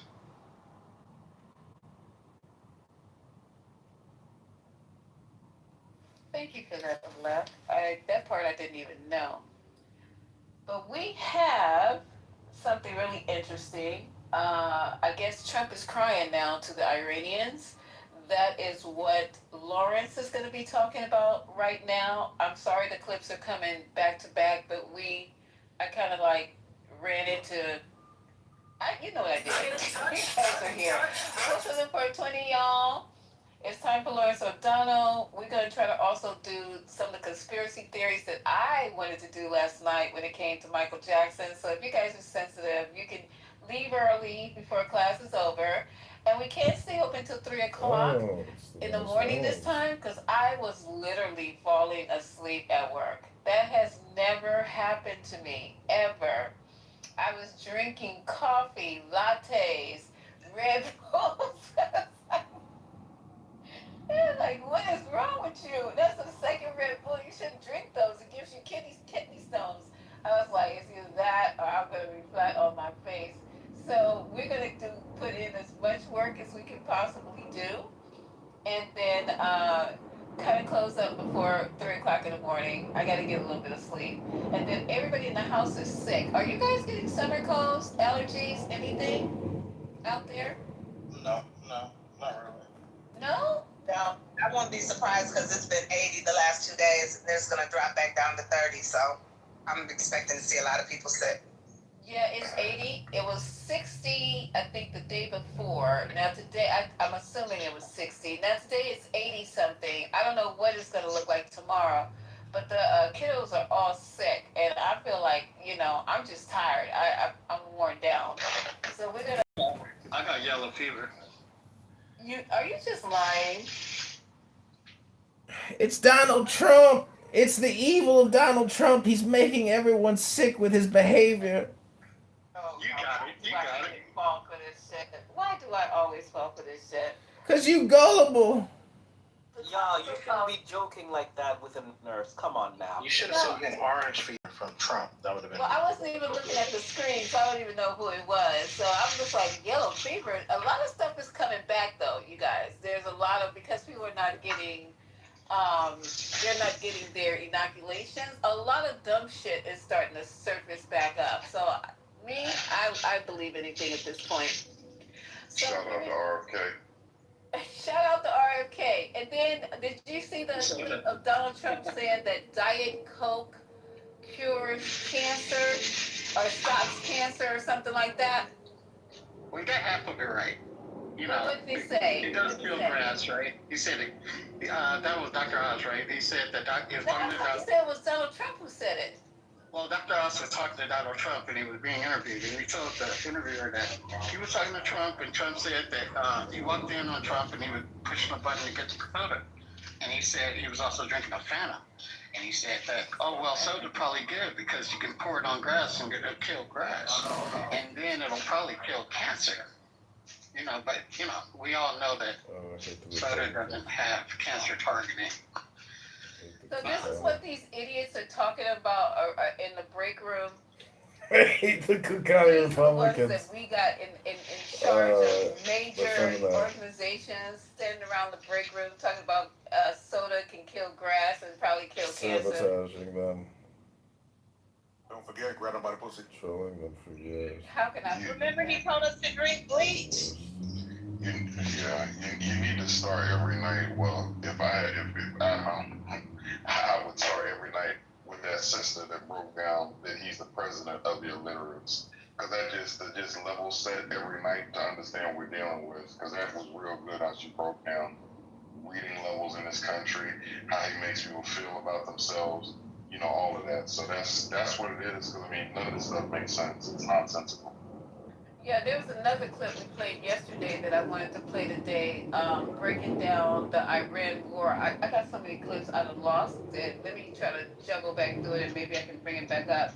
But I think we were listening to Lawrence O'Donnell at that point. I don't know. So anyway, let's click this off so we can get through it. And we can close up a little bit early. Thanks, Jen. Thanks, Lawrence. Thank you. Donald Trump knows he is losing.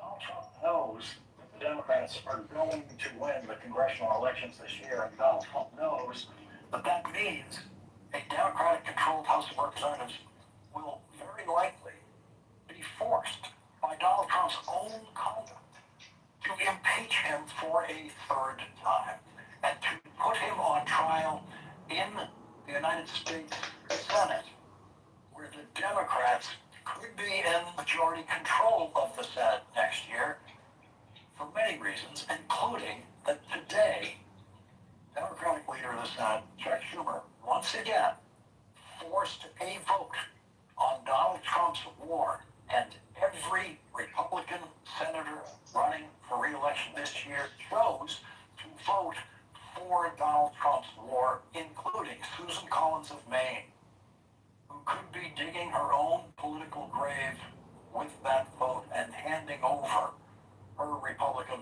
Senate seat to the Democrats in November. And Donald Trump knows this is happening.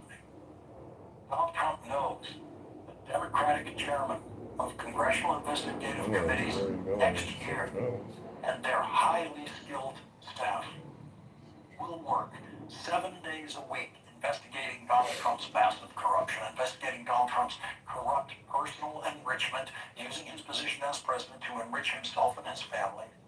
Donald Trump knows that those congressional investigative staff members will be working 7 days a week investigating corruption at every level of the Trump government, in every department and every cabinet secretary, including the fired cabinet secretaries.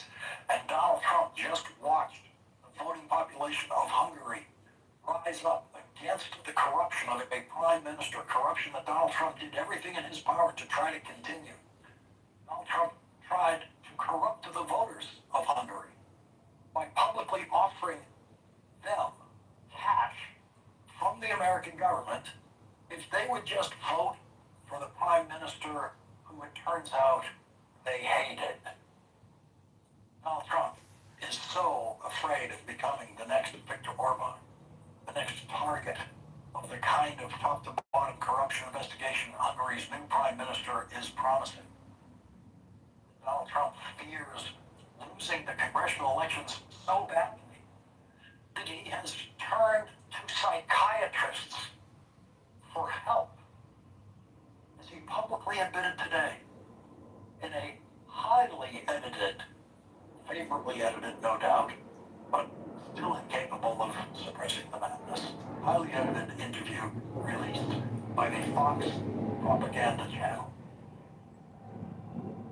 When somebody gets elected president, that party always loses the midterms. I don't know why. I don't know why. Nobody can explain it.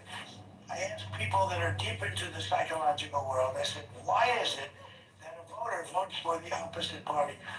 It's even when you have a good president. I asked people that are deep into the psychological world. With his 80th birthday approaching, Donald Trump can no longer come close to forming a normal sentence in a lifetime of listening to people speak English. You have never once heard someone say, I asked people that are deep into the psychological world. Psychology professionals include a range from psychologists to psychiatrists, social psychologists, and others. And social psychologists have actually done some very interesting work over the years about how voters make their choices. But I think we can just dismiss it as another Trump lie, with the awkward Trump phrasing of a seemingly crumbling brain. Because if Donald Trump did ever talk to people that are deep into the psychological world, he is just statistically likely to be talking to someone who thinks Donald Trump has very serious mental problems, as described in the book, The Dangerous Case of Donald Trump, which was featured on this program in the first year of Donald Trump's first presidency. The book started off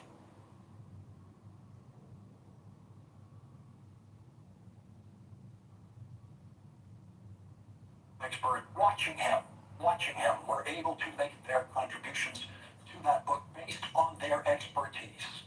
And in later editions, it went up to 37 psychology professionals analyzing Donald Trump.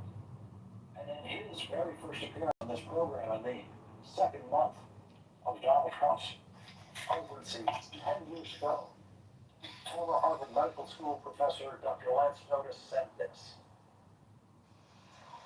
Lying in the way that he does it, repeated, dangerous lying, makes him unfit and is a sign of serious mental disturbance. And to the extent he doesn't know reality, and I agree, but I don't think he does know reality, clearly he doesn't have a clear grasp of it, because he changes it. He makes up reality to suit his internal needs. And here we are 10 years later, and it is so much worse that finally everyone else in the news media has caught up with the issue of Donald Trump's obviously crumbling mental state. And after thousands of Trump supporters attacked the Capitol on January 6, 2021, after Donald Trump told them to go there to fight like hell, Professor Notice returned to this building 3 days after the January 6th attack and said this. A delusional psychopath who has been the same his whole life, and who we knew would get worse, more stress inside, because that's what happens to people with this kind of severe disorder. So when Nancy Pelosi said that she was making sure that the nuclear button couldn't be pushed, that was very wise and made a lot of sense. It was not an overreaction in the slightest. And when she said he's unstable, absolutely, that is exactly the situation we're in, and why he needs to be removed immediately yesterday, really, because he is going to continue to get worse. He is going to continue to get worse. It was 5 years ago. And now finally, everyone, and I mean everyone, from the New York Times to Tucker Carlson and Marjorie Taylor Greene, agree that Donald Trump is much, much worse. You can go on the street, if we're Muslim on the street, I said, which is better? They said, either is okay, but you can call it either one. The only thing you can't call it is the Trump street. They don't like that idea. Okay, now that is a wartime president. In the middle of the war, he started talking about what is now the central point of contention in his war, an important body of water, an important shipping channel that he apparently didn't know existed or didn't know what to call when he started his war. So he had to ask people. We heard former Secretary of State Hillary Clinton's laughter on Morning Joe this week when she was talking about Donald Trump having no idea that Iran had the power to close the Strait of Hormuz before he started his war and shut down 20% of the world's oil supply, as it has done. And tonight, the Strait of Hormuz remains 90% closed, according to CNBC analysis of commercial shipping there. And Donald Trump wants to call it the Trump Strait. Why? Because it would be easier for him to remember? Just imagine Franklin Delano Roosevelt not knowing what to call the English Channel when General Dwight Eisenhower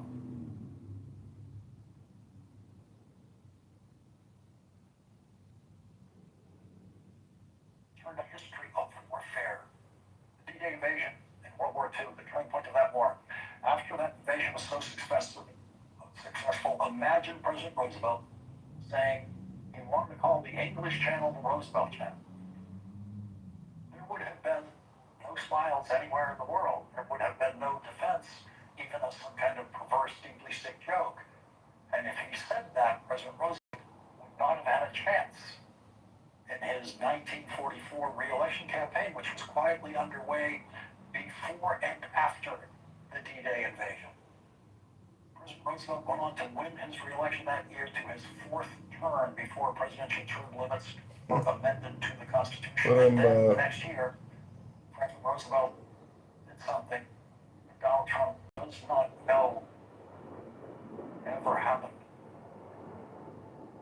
Look, I ended 8 wars.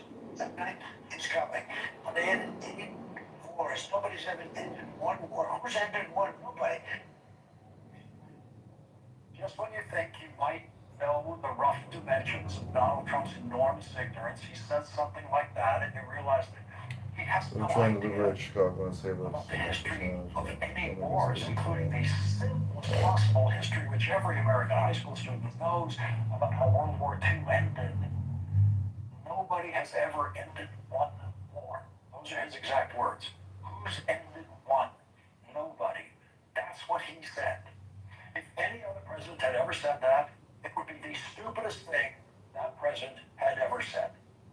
But the media has been beaten into a full acceptance of how relentlessly stupid and massively ignorant Donald Trump is, and so Donald Trump doesn't know that President Roosevelt successfully won World War II, effectively brought it to an end, but died in office in the final days of the war in Germany. And so Harry Truman, elevated from the vice presidency, was president when the United States Army marched into Berlin and accepted Germany's unconditional surrender, and months later accepted Japan's unconditional surrender. So Harry Truman ended two wars, a war in Europe and a war in the Pacific, in his first weeks in office. Nobody has ever ended one war. Who's ended one war? Nobody. Think of how ignorant, stupid, and completely out of control you have to be to say something like that. Every single person Donald Trump's age remembers how the Korean War ended in a truce between North Korea and South Korea, a truce that holds to this day, a truce negotiated by President Eisenhower. And of course, Republican President Gerald Ford ended the Vietnam War by simply surrendering and ordering the United States Army to flee from Vietnam. So yes, President Ford ended the Vietnam War by quitting, by surrendering. There's more than one way to end a war, and we have seen them all. Republican President George H.W. Bush waged a war against Iraq's invasion of Kuwait in 1990. The U.S. military drove Saddam Hussein's Iraqi army Fighting for all people that want to live free from taxation and tax debt. as planned, President George H.W. Bush ended that first Iraq war. Donald Trump was an American citizen for every one of those wars since World War II, but you never know it. And what's hard to tell now is when Donald Trump said, nobody has ever ended one war. Was that the stupidity speaking, or was that the insanity speaking? The problem for a president is it doesn't make any difference. Stupidity is as dangerous as insanity. Have you been negotiating a lot all day? I mean, is that why your voice is... I've been screaming at Iranians all day, yes. A little bit of an laryngitis because of my scream. I've been screaming at Iranians.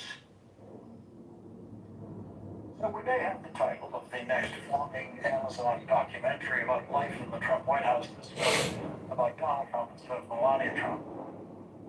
Screaming at Iranians. Coming up on Amazon. He seems to be lying about things there. First of all, that's just his voice. That's the way he sounds on a good day now. I mean, asking why your voice sounds so weird and awful does seem like a well-targeted question for Donald Trump, who seems to choose a vocal style that he thinks sounds tough guy, I guess. It was not the vocal style he chose in the 1980s or the 1990s, when he could be downright soft-spoken in interviews. Donald Trump's voice is a performance choice, just like his hair is a performance choice and always has been. And they are both very weird choices. And the voice is an unbearable choice for most people to listen to. The other thing that Donald Trump is no doubt lying about is screaming at Iranians. I've been screaming at Iranians all day. No, he hasn't. First of all, he doesn't do anything all day, except maybe look at social media and watch TV. And it is more than likely that Donald Trump did not speak to a single Iranian today, or that day when that was taped before they edited it. But if we were to take him at his lying or demented word that he was screaming at Iranians all day, it means he was losing all day in his screaming negotiations with Iranians, which have achieved absolutely nothing as of this hour tonight, with the Strait of Hormuz still 90% closed. Donald Trump is the first wartime president in history who doesn't know what to call his war. If I had to go to a war, I had to go and fight either a military operation. Some people would call it a war, some people call it a military operation. Historians can engage in protracted debates about how much deception was involved in President Lyndon Johnson's massive escalation of the American involvement in the Vietnam War, so too with George W. Bush's Iraq War. Did the president lie us into war? Is a question that has been asked both about the Vietnam War and the Iraq War, but no president has ever made it so instantaneously easy to prove beyond a reasonable doubt that he is lying about the reason for his war. So I didn't do that. Right now, you would have Iran with a nuclear weapon.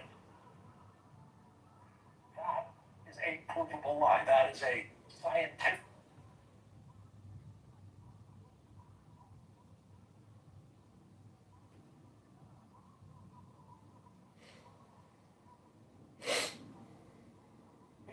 He can convince now. Everyone was poorly educated. I love the poorly educated. Donald Trump continues to engage in one-way combat with the Pope, something no president in history has ever chosen to do. Every Pope has been an opponent of the death penalty, and popes have, for decades, publicly objected to American governors' use of the death penalty, and sometimes personally begged for mercy in individual cases from the death penalty that could be delivered by those governors, and not one of those governors ever stopped an execution in deference to the Pope, but none of those governors ever attacked the Pope in the process. Donald Trump's toxic brew of extreme narcissism and extreme stupidity and extreme ignorance of everything, including religion itself, is the out-of-control engine driving Donald Trump's new mad war with the Pope. And at 8:34 a.m. today, Donald Trump decided he had the perfect way to get Catholics and all Americans on his side in his crazed war with the Pope by tweeting an image of Donald Trump being embraced in a way we have never seen Donald Trump embraced by a man. Never seen a real photograph of anything like that with Donald Trump. But there is this. There is Donald Trump with his porn star Stormy Daniels, who he tried to pay off for her silence about their sexual encounter that occurred presumably once he took the goofy golf hat off in his hotel room at a golf tournament while Donald Trump's third wife was at home nursing her baby boy, who is now 20 years old and eligible for, but apparently politely refusing, service in Donald Trump's war. Donald Trump was convicted in his criminal and unsuccessful scheme to buy Stormy Daniels' silence. And so, the clownish man in the red hat in that picture with Stormy Daniels, who years later could not even negotiate a settlement with Stormy Daniels for her silence, now tells us every week that his war will end in a day or two and gas prices will come tumbling down immediately. But to achieve that, he's just going to have to spend one, maybe 2 more days screaming at Iranians. Leading on for our discussion tonight is Democratic Senator Amy Klobuchar of Minnesota. She's a member of the Senate Judiciary Committee and the Senate Commerce Committee. She's also now a candidate for governor of Minnesota. Senator Klobuchar, I want to begin with the business of the Senate today. Thank you. And Leader Schumer, once again, putting the Iraq war to the Iran war, Donald Trump's war. Here we go. That was very interesting. I don't know what is he screaming at Iranians. He's not even talking to them. How has he been screaming at Iranians all day? He's not even in the negotiations. Like we've talked, or like Lawrence said, it's lies. So I like how Lawrence's style, where he digs into everything he says and then gives you what the reality of it is. So we just need to stop repeating the lies. That what what he said about that is no need to believe what Donald Trump said. Literally no need, and we know he lies. So let's just move along from that one because never. So yesterday, Fox News made fun of your boy Lawrence O'Donnell. He said he is rooting for Iran They called him a traitor, basically. They called Lawrence O'Donnell a traitor? Yeah, they said he's him, and then also they was talking about Thomas L. Friedman, who made a statement that basically he wants to see Iran go down, but he doesn't want Trump to do it. So they was playing clips of Democrats, and then they're going to go all of them. Did you guys already play the part where Lawrence O'Donnell showed the quote from the Parliament, and they said that Trump was a dangerous and corrupt gangster? That was last night's episode. I think Lisa might have played that last night. Oh, she played, yeah. Was that last night or last? Yeah, I think that was last night. Yeah, I wasn't sure. I just saw it today. So. Oh no, you good.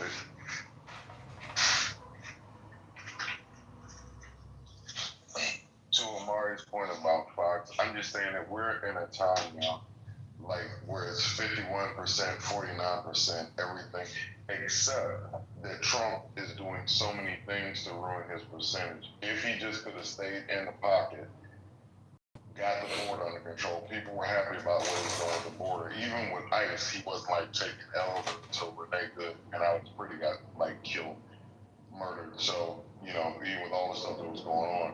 But this stuff with the war, the stuff with Jesus, the stuff with the Pope, all this information about how Israel was over here in the Situation Room, like his numbers have dropped so badly to where it's just, now it's like Fox is just like they're just sort of spitting in the wind or pissing into the wind at this point. So anything they're doing over there is just, you know, more people are believing that not Lawrence O'Donnell, you know, is a traitor, but he sounds like he's a truth teller. Somebody's trying to lead us in a good direction. Fox is flailing right now. They have to be flailing just because Trump's numbers are flailing. I would say this. I would say, I was in my brother Matt Cool's room, and he could probably come on stage and tell you, put in the chat. A lot of people went back to the Epstein. So some people, you know, it's like, I think it's like 50-50, would you say, Matt Cool in the room? 50% of people felt that that's when they seem like, okay, this is not cool. So that would be early late, like Q3 of last year, you know, well before all this other shit started going down. But when your story on Fox News is about O'Donnell telling the truth on his show, then you in trouble anyway, if that's what you're talking about. Well, O'Donnell, and I didn't hear them say O'Donnell was lying. They just said he was talking about it and called him a traitor. Oh, it sounds like they're not rooting for it. So I don't know. Do you know who Harold Ford Jr. is? I do. Yeah. So there's a big difference between the way Harold speaks and the way a lot of like someone like O'Donnell do. It sounds like they don't root for America. They just root. They're just anti-Trump. No, it sounds like they just tell the truth of what's going on. Right, that's exactly what I was going to say. They're just saying the news. It's nothing that he's saying that is not correct, that is a lie. They're just reporting the news, and what you guys can't even acknowledge is that something is wrong with this president. He's insane. Something is wrong with this president. He's insane, and you guys refuse to, you refuse. And Harold Ford was also accused of sexual harassment. He was thrown out of his office as well. Thank you. That's before you were paying it. That was before you were paying attention to politics. I didn't just start. But Deborah, does that make him okay? He did that, but does that make him not a truth teller on the side of how he approaches the Democrats? I mean, for the most part, he's still a Democrat. I'm saying nobody cares about how nobody cares about the difference between how Harold Ford depicts things versus Lawrence O'Donnell. That's all I'm saying. Okay, that's fair. I mean, that's we all have our own opinions, and I respect that. I would say, for me personally, I like the Harold Ford Jr.'s types. I like the people who are a lot more Like just say, I want my y'all country ain't to gonna succeed. deal with the fact that I just called your president insane. See, that That's not a lie. I mean, true. like okay, yeah, that's so. He's There's crazy. the argument. There's the argument there, Lisa. So That's if why there's you no got. argument there, why don't we get together and do the 25th Amendments? You just Because I'm not running for office. Person. No. Okay, so the Republicans are just gonna see how far they can ride the insanity train. Let's contact either them. What exactly makes him insane? Are you projecting? So hold on real quick. What exactly makes him insane? Sir, go look at his tablet shit. You don't even have the guy top is 10. We The know who top he is. 10. I know. This guy. It sounds to me like she keeps projecting her own mental instability on Donald Trump as if he's a catch-all evergreen for everybody's complaint. He's a man. He's your president, baby. Hold up. Let him go, Amari. What is this crooked criminal talking about? Amari. I don't know who it was. I guess you dropped him. No, he's still on stage. Yeah, I'm still here, baby. Know me? I don't know you. I don't know what the fuck you did this morning, what you ate for breakfast. Well, if you did, you'd be a motherfucking mind reader. Now, wouldn't that be a fact? I let you talk. Don't talk when I'm talking. So you know nothing about me. And you don't know nothing about me. Oh, Lord. Okay, so see, you want to go down, and I'm just going to help you. I want to have a conversation with him. Go ahead and drop him, because he doesn't want to have a conversation. He just wants to be... Goodbye. Go ahead, keep projecting all you want, Lisa. It ain't gonna help solve the situation. Projecting on Donald Trump all night long. Know you. So how is that projecting? You gotta. Yeah, I don't know you neither. I just record your room. You and Patty all day, every day. I record you, Lisa. You my #1 star on YouTube, baby. Politically correct where he copies. It's John Kinnaman. Exactly. I record. You are my content. I record the plantation.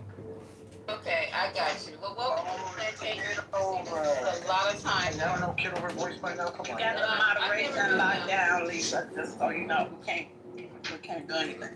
I didn't know. I've never met him, and now that I know what he sounds like, then whatever. Oh, he doesn't sound like that. That's a fake voice. It's like Point. It's like he puts that voice on that. He ran for office.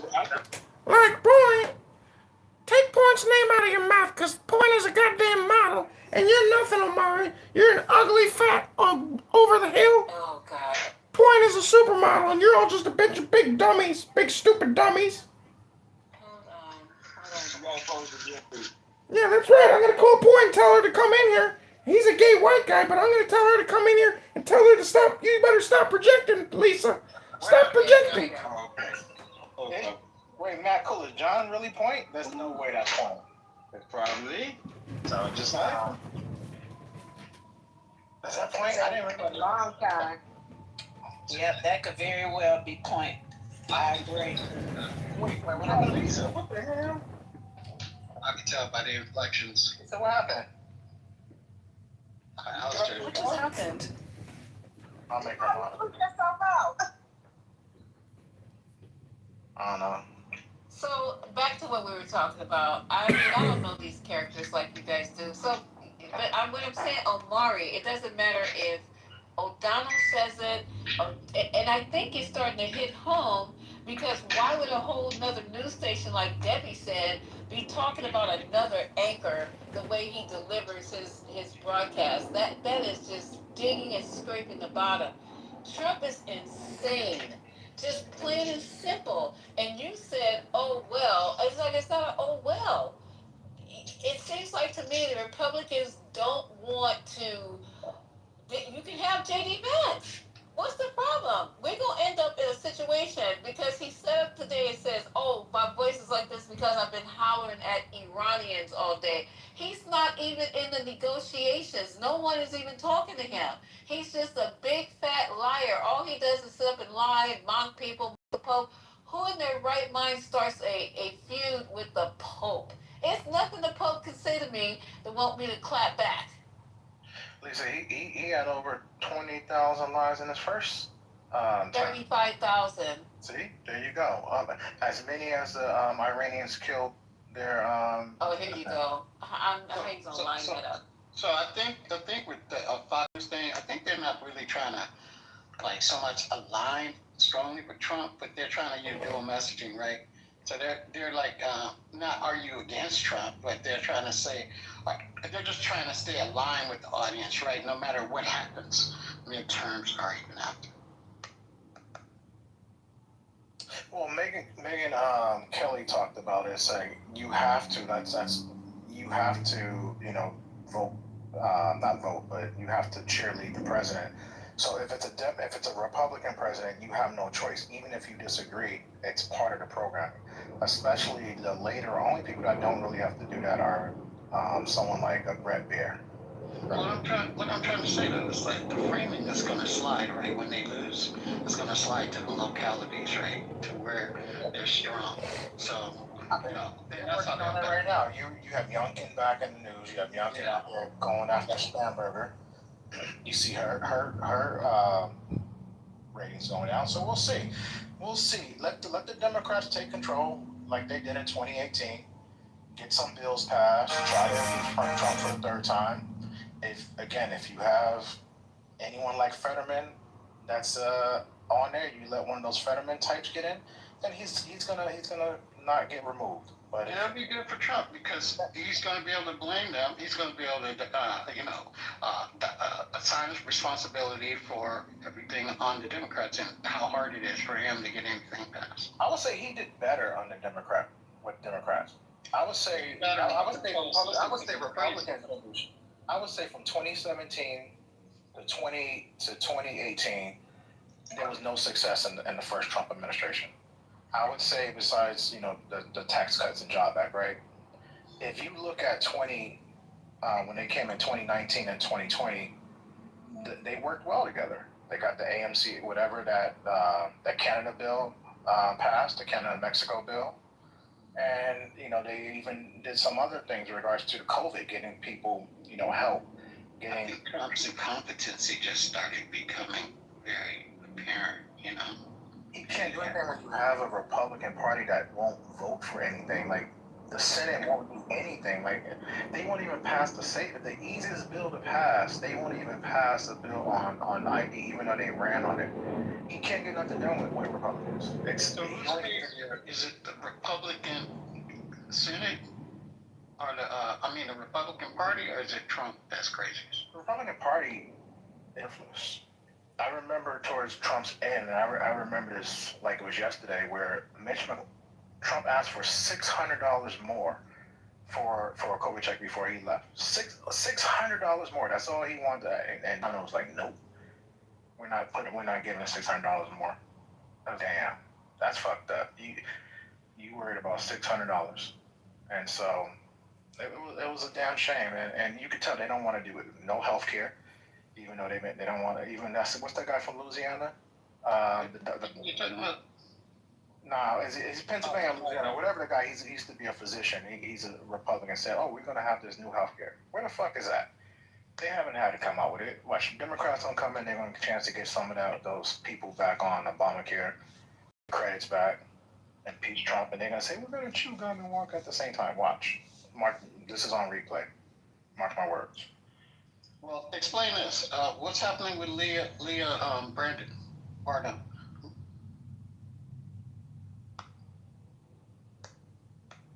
I'm not familiar with. You said Leah Brandon? Leah Bardon. The person that left. So Leah Bardon, they left the Trump administration. They were the White House cabinet secretary. So yeah, they're abandoning ship. I didn't know isn't she like some like white lady, or she was like an advisor? Who was she under? Yeah, she's white, I believe. She's white, but she departed. She just left. Yeah. And she joined this private company that another departee started. Like, people are gonna leave. That's like they did. He lost. Remember, they used to keep track of. Hey, Patty. Remember, they used to track all the people that used to leave. They had put X marks on their faces. It's going to be the same. So just it's like a bingo card. Just keep tracking it. Bingo card. I'll make you moderator. So, but that's it. But nah, O'Donnell was good. I mean, that was actually pretty good today. Lisa, I gotta give him. He was actually on point today. He, you know.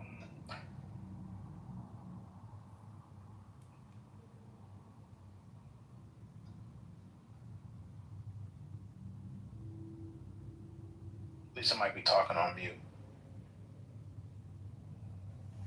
You hear Lisa? All right, well. Hey, Patty, what's up, Walt? What were you in the audience, Walt? Yo. I came back in. What you doing? So if Republicans are starting to turn on Trump, and I mean citizens of the United States, if they are starting now to turn, why are their representatives still taking? What are they afraid of? I think that's one of his answers. I think he still has enough supporters in their district that they don't want to alienate. And like, why lose a vote? Why lose maybe like a deciding vote over going after him when you can just put it all on the Democrat's lap? So in other words, to keep power. Because why else would you even want that job if you can't do your job? If you're too afraid to do your job. And they fail to support the alternative is obeying Citizens United and corporate money like AIPAC and its corporate money. Because Mitch McConnell, after January 6th, Omari mentioned Mitch McConnell and somebody did, he came out and said this is all Donald Trump's fault. After they were traumatized, all Republicans that talked about that this is on Donald Trump. 1 week later, 2 weeks later, whatever. I think that it's corporate money like this. They appear to be bought. They operate. I don't know. And none of us know that we're not there like, getting a check. But they're contradicting themselves in a lot of cases. So I think power would be a thing, but I think these people are literally going to lose themselves. Like they say, power sets a low money for all. I think that's what we're seeing playing out. Owning property in, dare I say, the greatest city in the world. Two masters at once. That ain't gonna happen. So I'm with you on that, man. Donald Trump should see his way out of office in November. Folks, see, I certainly will vote if your life has been changed. If you're a Republican and you feel like your life is okay, then sit your ass down. But the people that are hurting, they will help Donald Trump see his way out of office because this stuff is concerning for a lot of reasons. And I can't mention on here.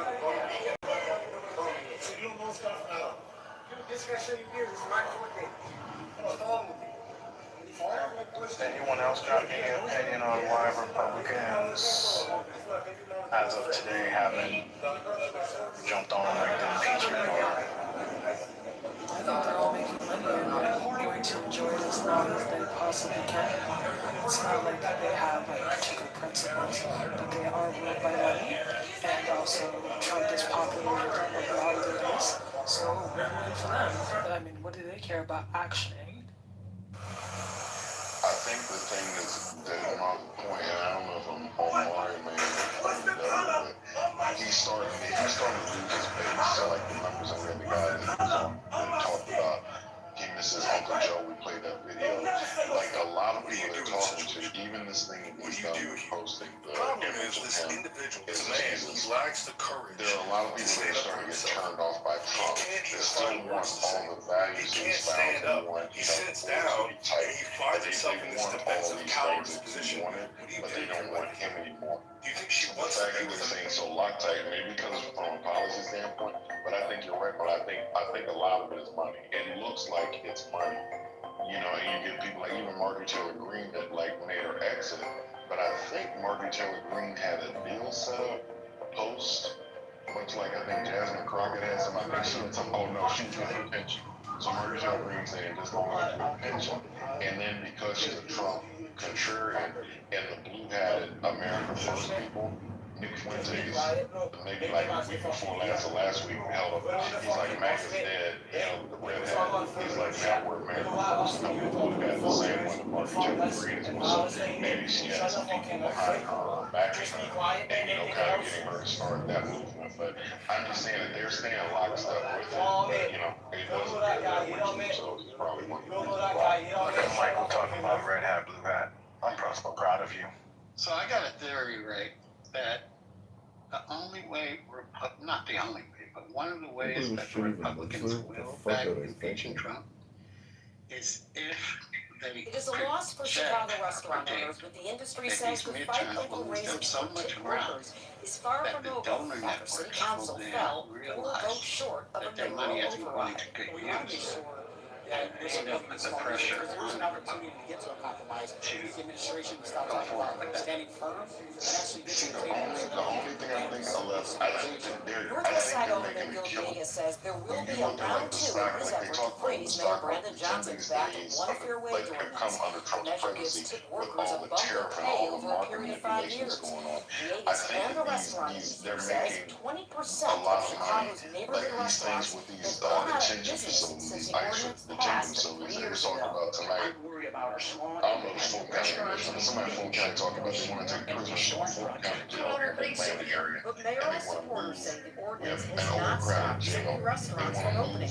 Northwest Side Alderwoman Jessie Fuentes led the way to successfully uphold Johnson's veto of the freeze. It is not a moment to take away pay raises from people when everything around them is more expensive and the cost of living is going up and when people are struggling now more than ever. And the mayor says he refuses to back down on his commitment to working with brands the struggles of small restaurant owners on top of the tariffs, not on his progressive policies. Organized funding efforts by minorities also are black and brown workers while seeking to take hard-fought raises away from the very same workers. Johnson said not to stop hitting workers against restaurant owners, but he appears to stand firm with the ordinance. Progressive Alderwoman Jeanette I mean, Taylor I says understand that they make money, there may be deals or bills that may enrich them. want them to make a living wage. For me, I think a lot of politicians, it's about power, and the virtues right? I in think those that small overrides the business money owners aspect. In another city council and if news they go today, against while Trump, Alderman Gil Villegas they're going to lose lost those the Republican override voters. vote, It's he not did their win base his that effort to they're become losing the city council's independents next zoning that were, committee chairman. or the At City Hall, Sarah Schultz, libertarians, ABC or 7. some of the Democrats that say that I'm going MAGA. Like, they're not losing their base. Their base is there. There's nothing out there that's talking about them losing their base. Most people that left are not freaking. MPT is not really MAGA. Freaking Rand Paul is not MAGA at all. Candace Owens is a fucking grifter. Once a Democrat, now became a Republican, now she's a MAGA. Like, these people are not MAGA. MAGA is about populism. Thank you so much. I'm just gonna say this. He pulled a lot of disparate groups in to get this election done. You know, last time Kamala might have actually won. When you look at some of these like swing states and counties, they might have done. It wasn't like regular calls. Like he didn't blow the man because of the whole crowd. Saying that to say that when you start to talk about something you just mentioned, some Candace Owens being a grifter, she has followers. Nick Fuentes, Mauricio Rodriguez, people who he's losing, Alex Jones. These people do have a following that voted for him, and they were part of the MAGA umbrella. A MAGA is like so then MAGA doesn't include rhinos. The base is not leaving for a Candace Owens. How big is the base? The base is 35% of their voting bloc. There's nothing, so we've been talking about this for a while too in the room. There's nothing out there that says his actual base is leaving. They're the ones that be leaving. Could you share a bit about how you knew Barbara and Dennis and your reaction Did you see those? You enjoyed it. You seen those interviews in her district? His base hasn't gone nowhere. I agree with the fact that the base, you're never going to lose the base. But what I'm saying is that to win the election in the way they won after the 34 selling counts, after the stuff that we heard him on the phone with guys are really talking about running down for 270 votes. All the things we heard before all those people that got the viewers in on hold that was a vote for Trump, those people walk with the base is the base is the base. It's always going to be. That's what makes them, a base. So, Right, but agree y'all that they're kept not going about anywhere. losing his base. There's nothing out there that says he's losing it. Now, as far as the American people, the problem with them, why they vote one way and vote another, it's always going to be about emotions, how they feel the economy is going, not actually knowing how the economy is going, not understanding why interest rates jump up, they don't understand basic economy, they don't understand civics, and because they don't understand none of this, when their eggs go up to $8, Even before the tax act, it would be impossible. If I can't sell a house for the amount it's appraised for, I don't know why I should get taxed for it, for sure. We need a bigger house for a third kid. OPEC decides I'm not gonna, OPEC decides I'm not gonna, what I'm saying is, like, the problem with the normal voters, the independents, these Democrats that went the other way, is the fact that they don't understand civics, number one. Number two, they don't understand the economy. They don't understand why my interest rates went up to 10%. You know why? Because there's a whole bunch of jobs, there's a lot of goddamn money out there. So the way the feds try to keep you from spending so goddamn, from seeing so much money out on the economy is to raise the interest rates. They don't see that. They don't understand that. They didn't understand that their eggs went up to $8 because there was an issue with the birds. Nobody, or the chickens. Nobody paid attention to that. This shit, and Obama made it clear when he came to Atlanta, he said it. He tried to explain to the people, I know it doesn't feel like we have a great economy, but we have a great economy. When your fucking gas was high, you know why your gas was high? People were going back to work. Fucking the war in Ukraine. Like, they don't understand. Period, point blank. And that's just the independents, and that's the Democrats that claim they were Democrats. That's before I voted for Obama last time. Those people that switched over, they switched over to that. His base, they're not going nowhere. And that's who these Republicans in red states have to deal with, the base. Those towns have to deal with the base. Right. But you're saying that, but soybean, like farmers, so part of his base was West Coast people and farmers. When he did these tariffs, he talked about like the farmer suicides when soybean farmers or whatever got hit. I'm saying the cattle that got set down, the business got set down. A lot of the people that were in his base, I'm saying that some of these people are feeling the hurt to your point about them being experienced learners because they can't be told something. And we like had this whole thing where like the reading level in this country is like below a 5th grade or below a 6th grade level. So I'm saying we're an ignorant country overall, literacy rate, all that. I'm just saying that he's losing people. The main thing I'm talking about is just him losing power. Yeah, but even with those farmers, let's say they first go around.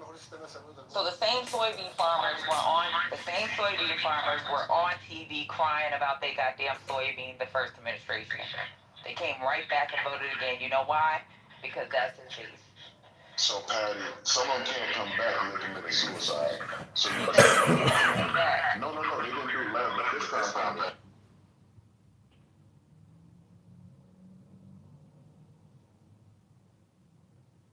He watched. Yeah, what he? Boy.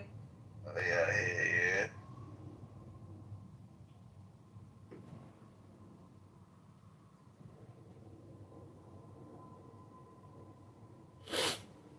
Tu English, mommy.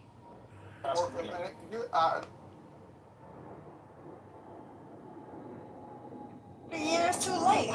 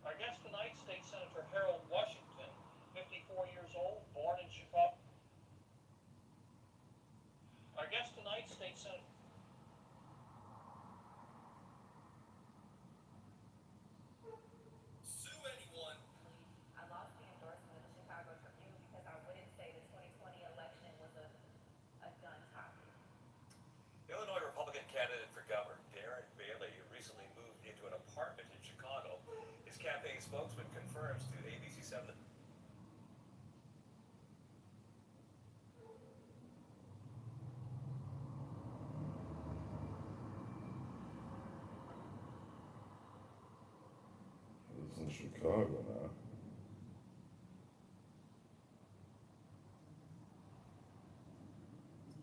Illinois Republican candidate.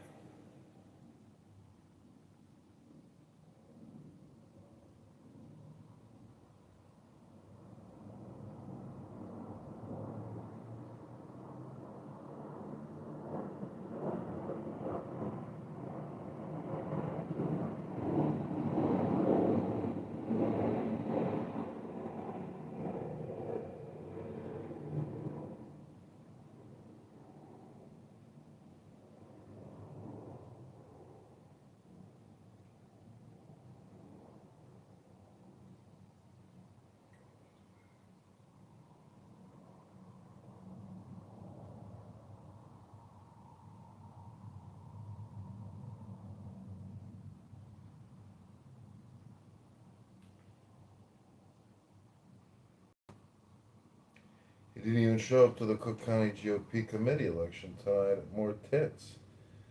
Bailey for Illinois, impressive Republican leadership. Check. Gonna lose big. Illinois Republican candidate. When I ran for mayor, I said I was going to tax the rich.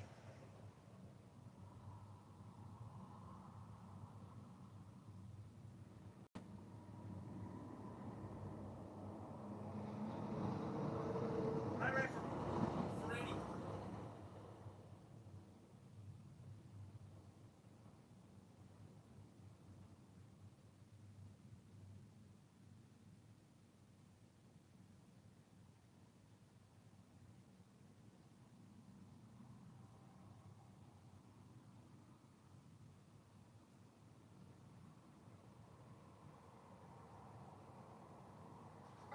A takeover is illegal in any circumstances, especially when you are talking about large swaths of the downtown area.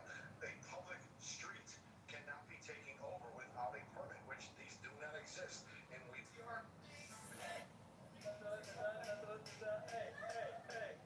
have you guys ever seen the Christian sound dance? Let me show you. Hey.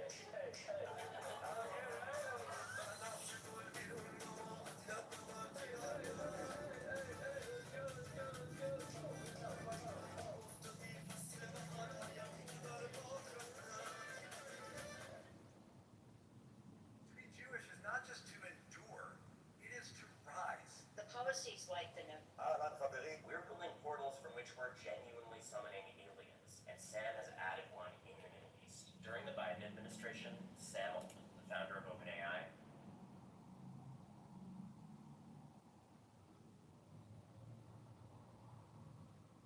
we're building. Were you sexually anonymous? Quite well.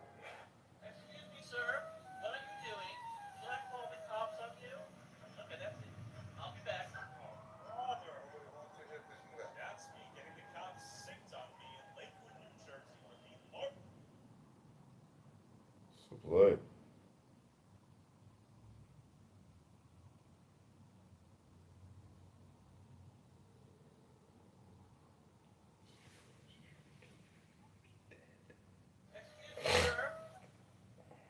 This is the last interview given by Lyndon Baines Johnson, 36th President of the United States. It was held 10 days before his death at the LBJ Ranch in Texas. The subject was one dear to Mr. Johnson, the towering achievement of his administration, the struggle for civil rights. A lot of people say if you hadn't had all this civil rights legislation, we never had this problem. We'd had wars and like everything great love if we hadn't had it. If we'd had it with it, you can imagine what we'd have had if we had continued to sit on that dynamite keg. A month before, the president had come to the LBJ Library at the University of Texas in Austin to greet civil rights leaders, black and white, from all over the country. The library held a symposium to mark the opening of the president's civil rights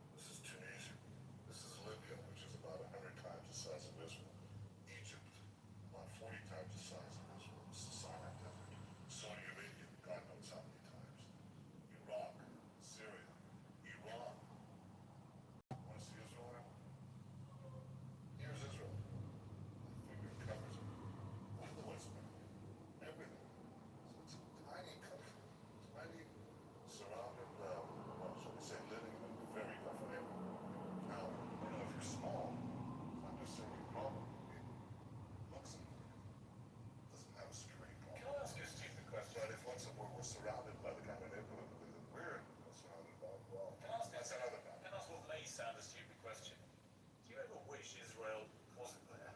I wish you'd just been stuck near Luxembourg. Would have made life a lot easier for everybody. Well, you know, it might make our life easier, but it wouldn't materially make the difference. You could stick Belgium in here, and the same thing would happen because the people who want us out, they don't want any Western presence here, and guess what? Increasingly, they don't want any Western presence here either.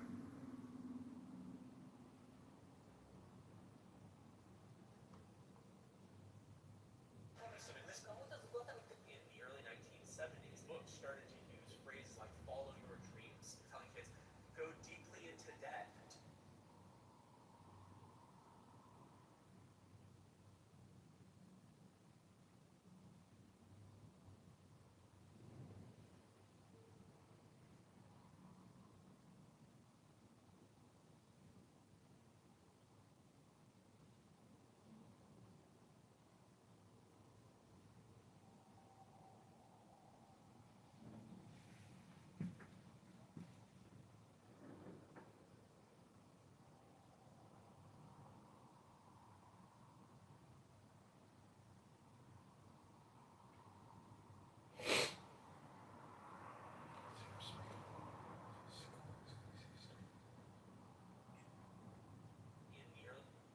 Hi, Nishan. Ready? Let's start with you.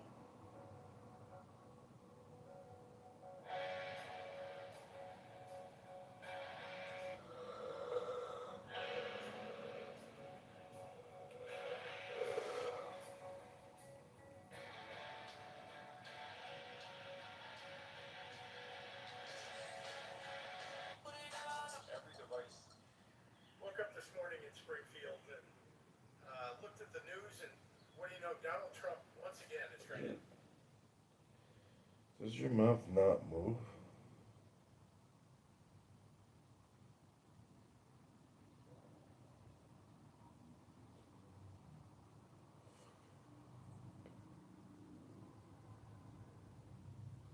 Does your mouth not move because you lie all the time?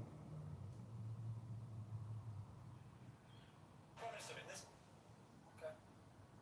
You make a lot of money, do you? I make no. I paid enough for health insurance. I have no equity in OpenAI. Really? Yeah, that's interesting. You need a lawyer. I need a what? You need a lawyer or an agent? I'm doing this because I love it. Thank you, Mr. Chairman. Thank you, Senator Kennedy.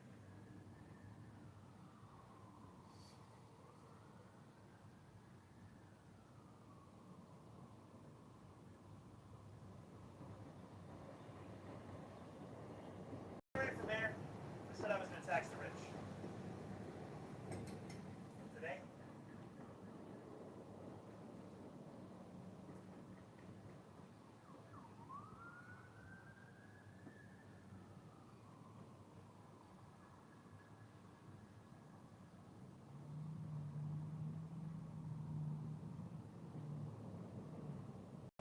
when I ran for mayor,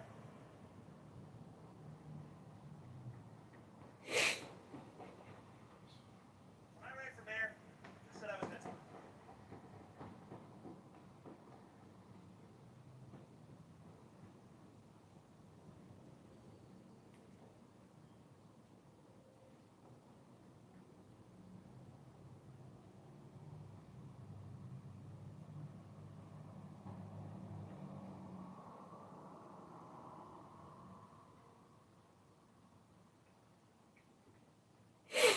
Exposure to true information does not matter anymore. A person who is demoralized is unable to assess true information. The facts tell him nothing.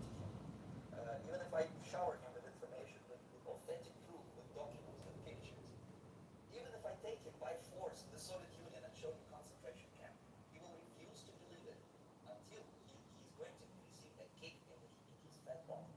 When a military bullet crashes his balls, then he will understand. But not before that. That's the tragedy of the situation of demoralization. So basically, America is stuck with demoralization. And unless, even if you start right now, this minute, you start educating your generation with that, it will still make you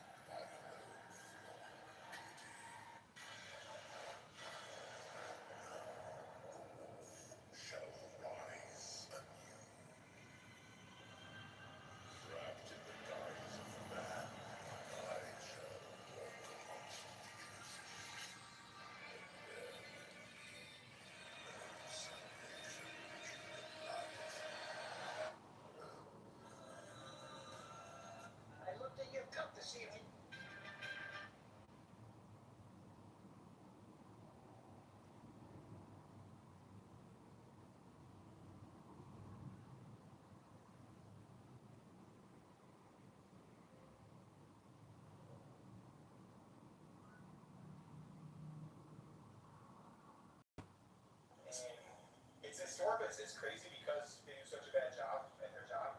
We've probably had like 20 chairs in the last 20 years, so it happens pretty often. It's almost like parliamentary style, but tonight's the night, and it's always at Ryan's for whatever reason. I looked in your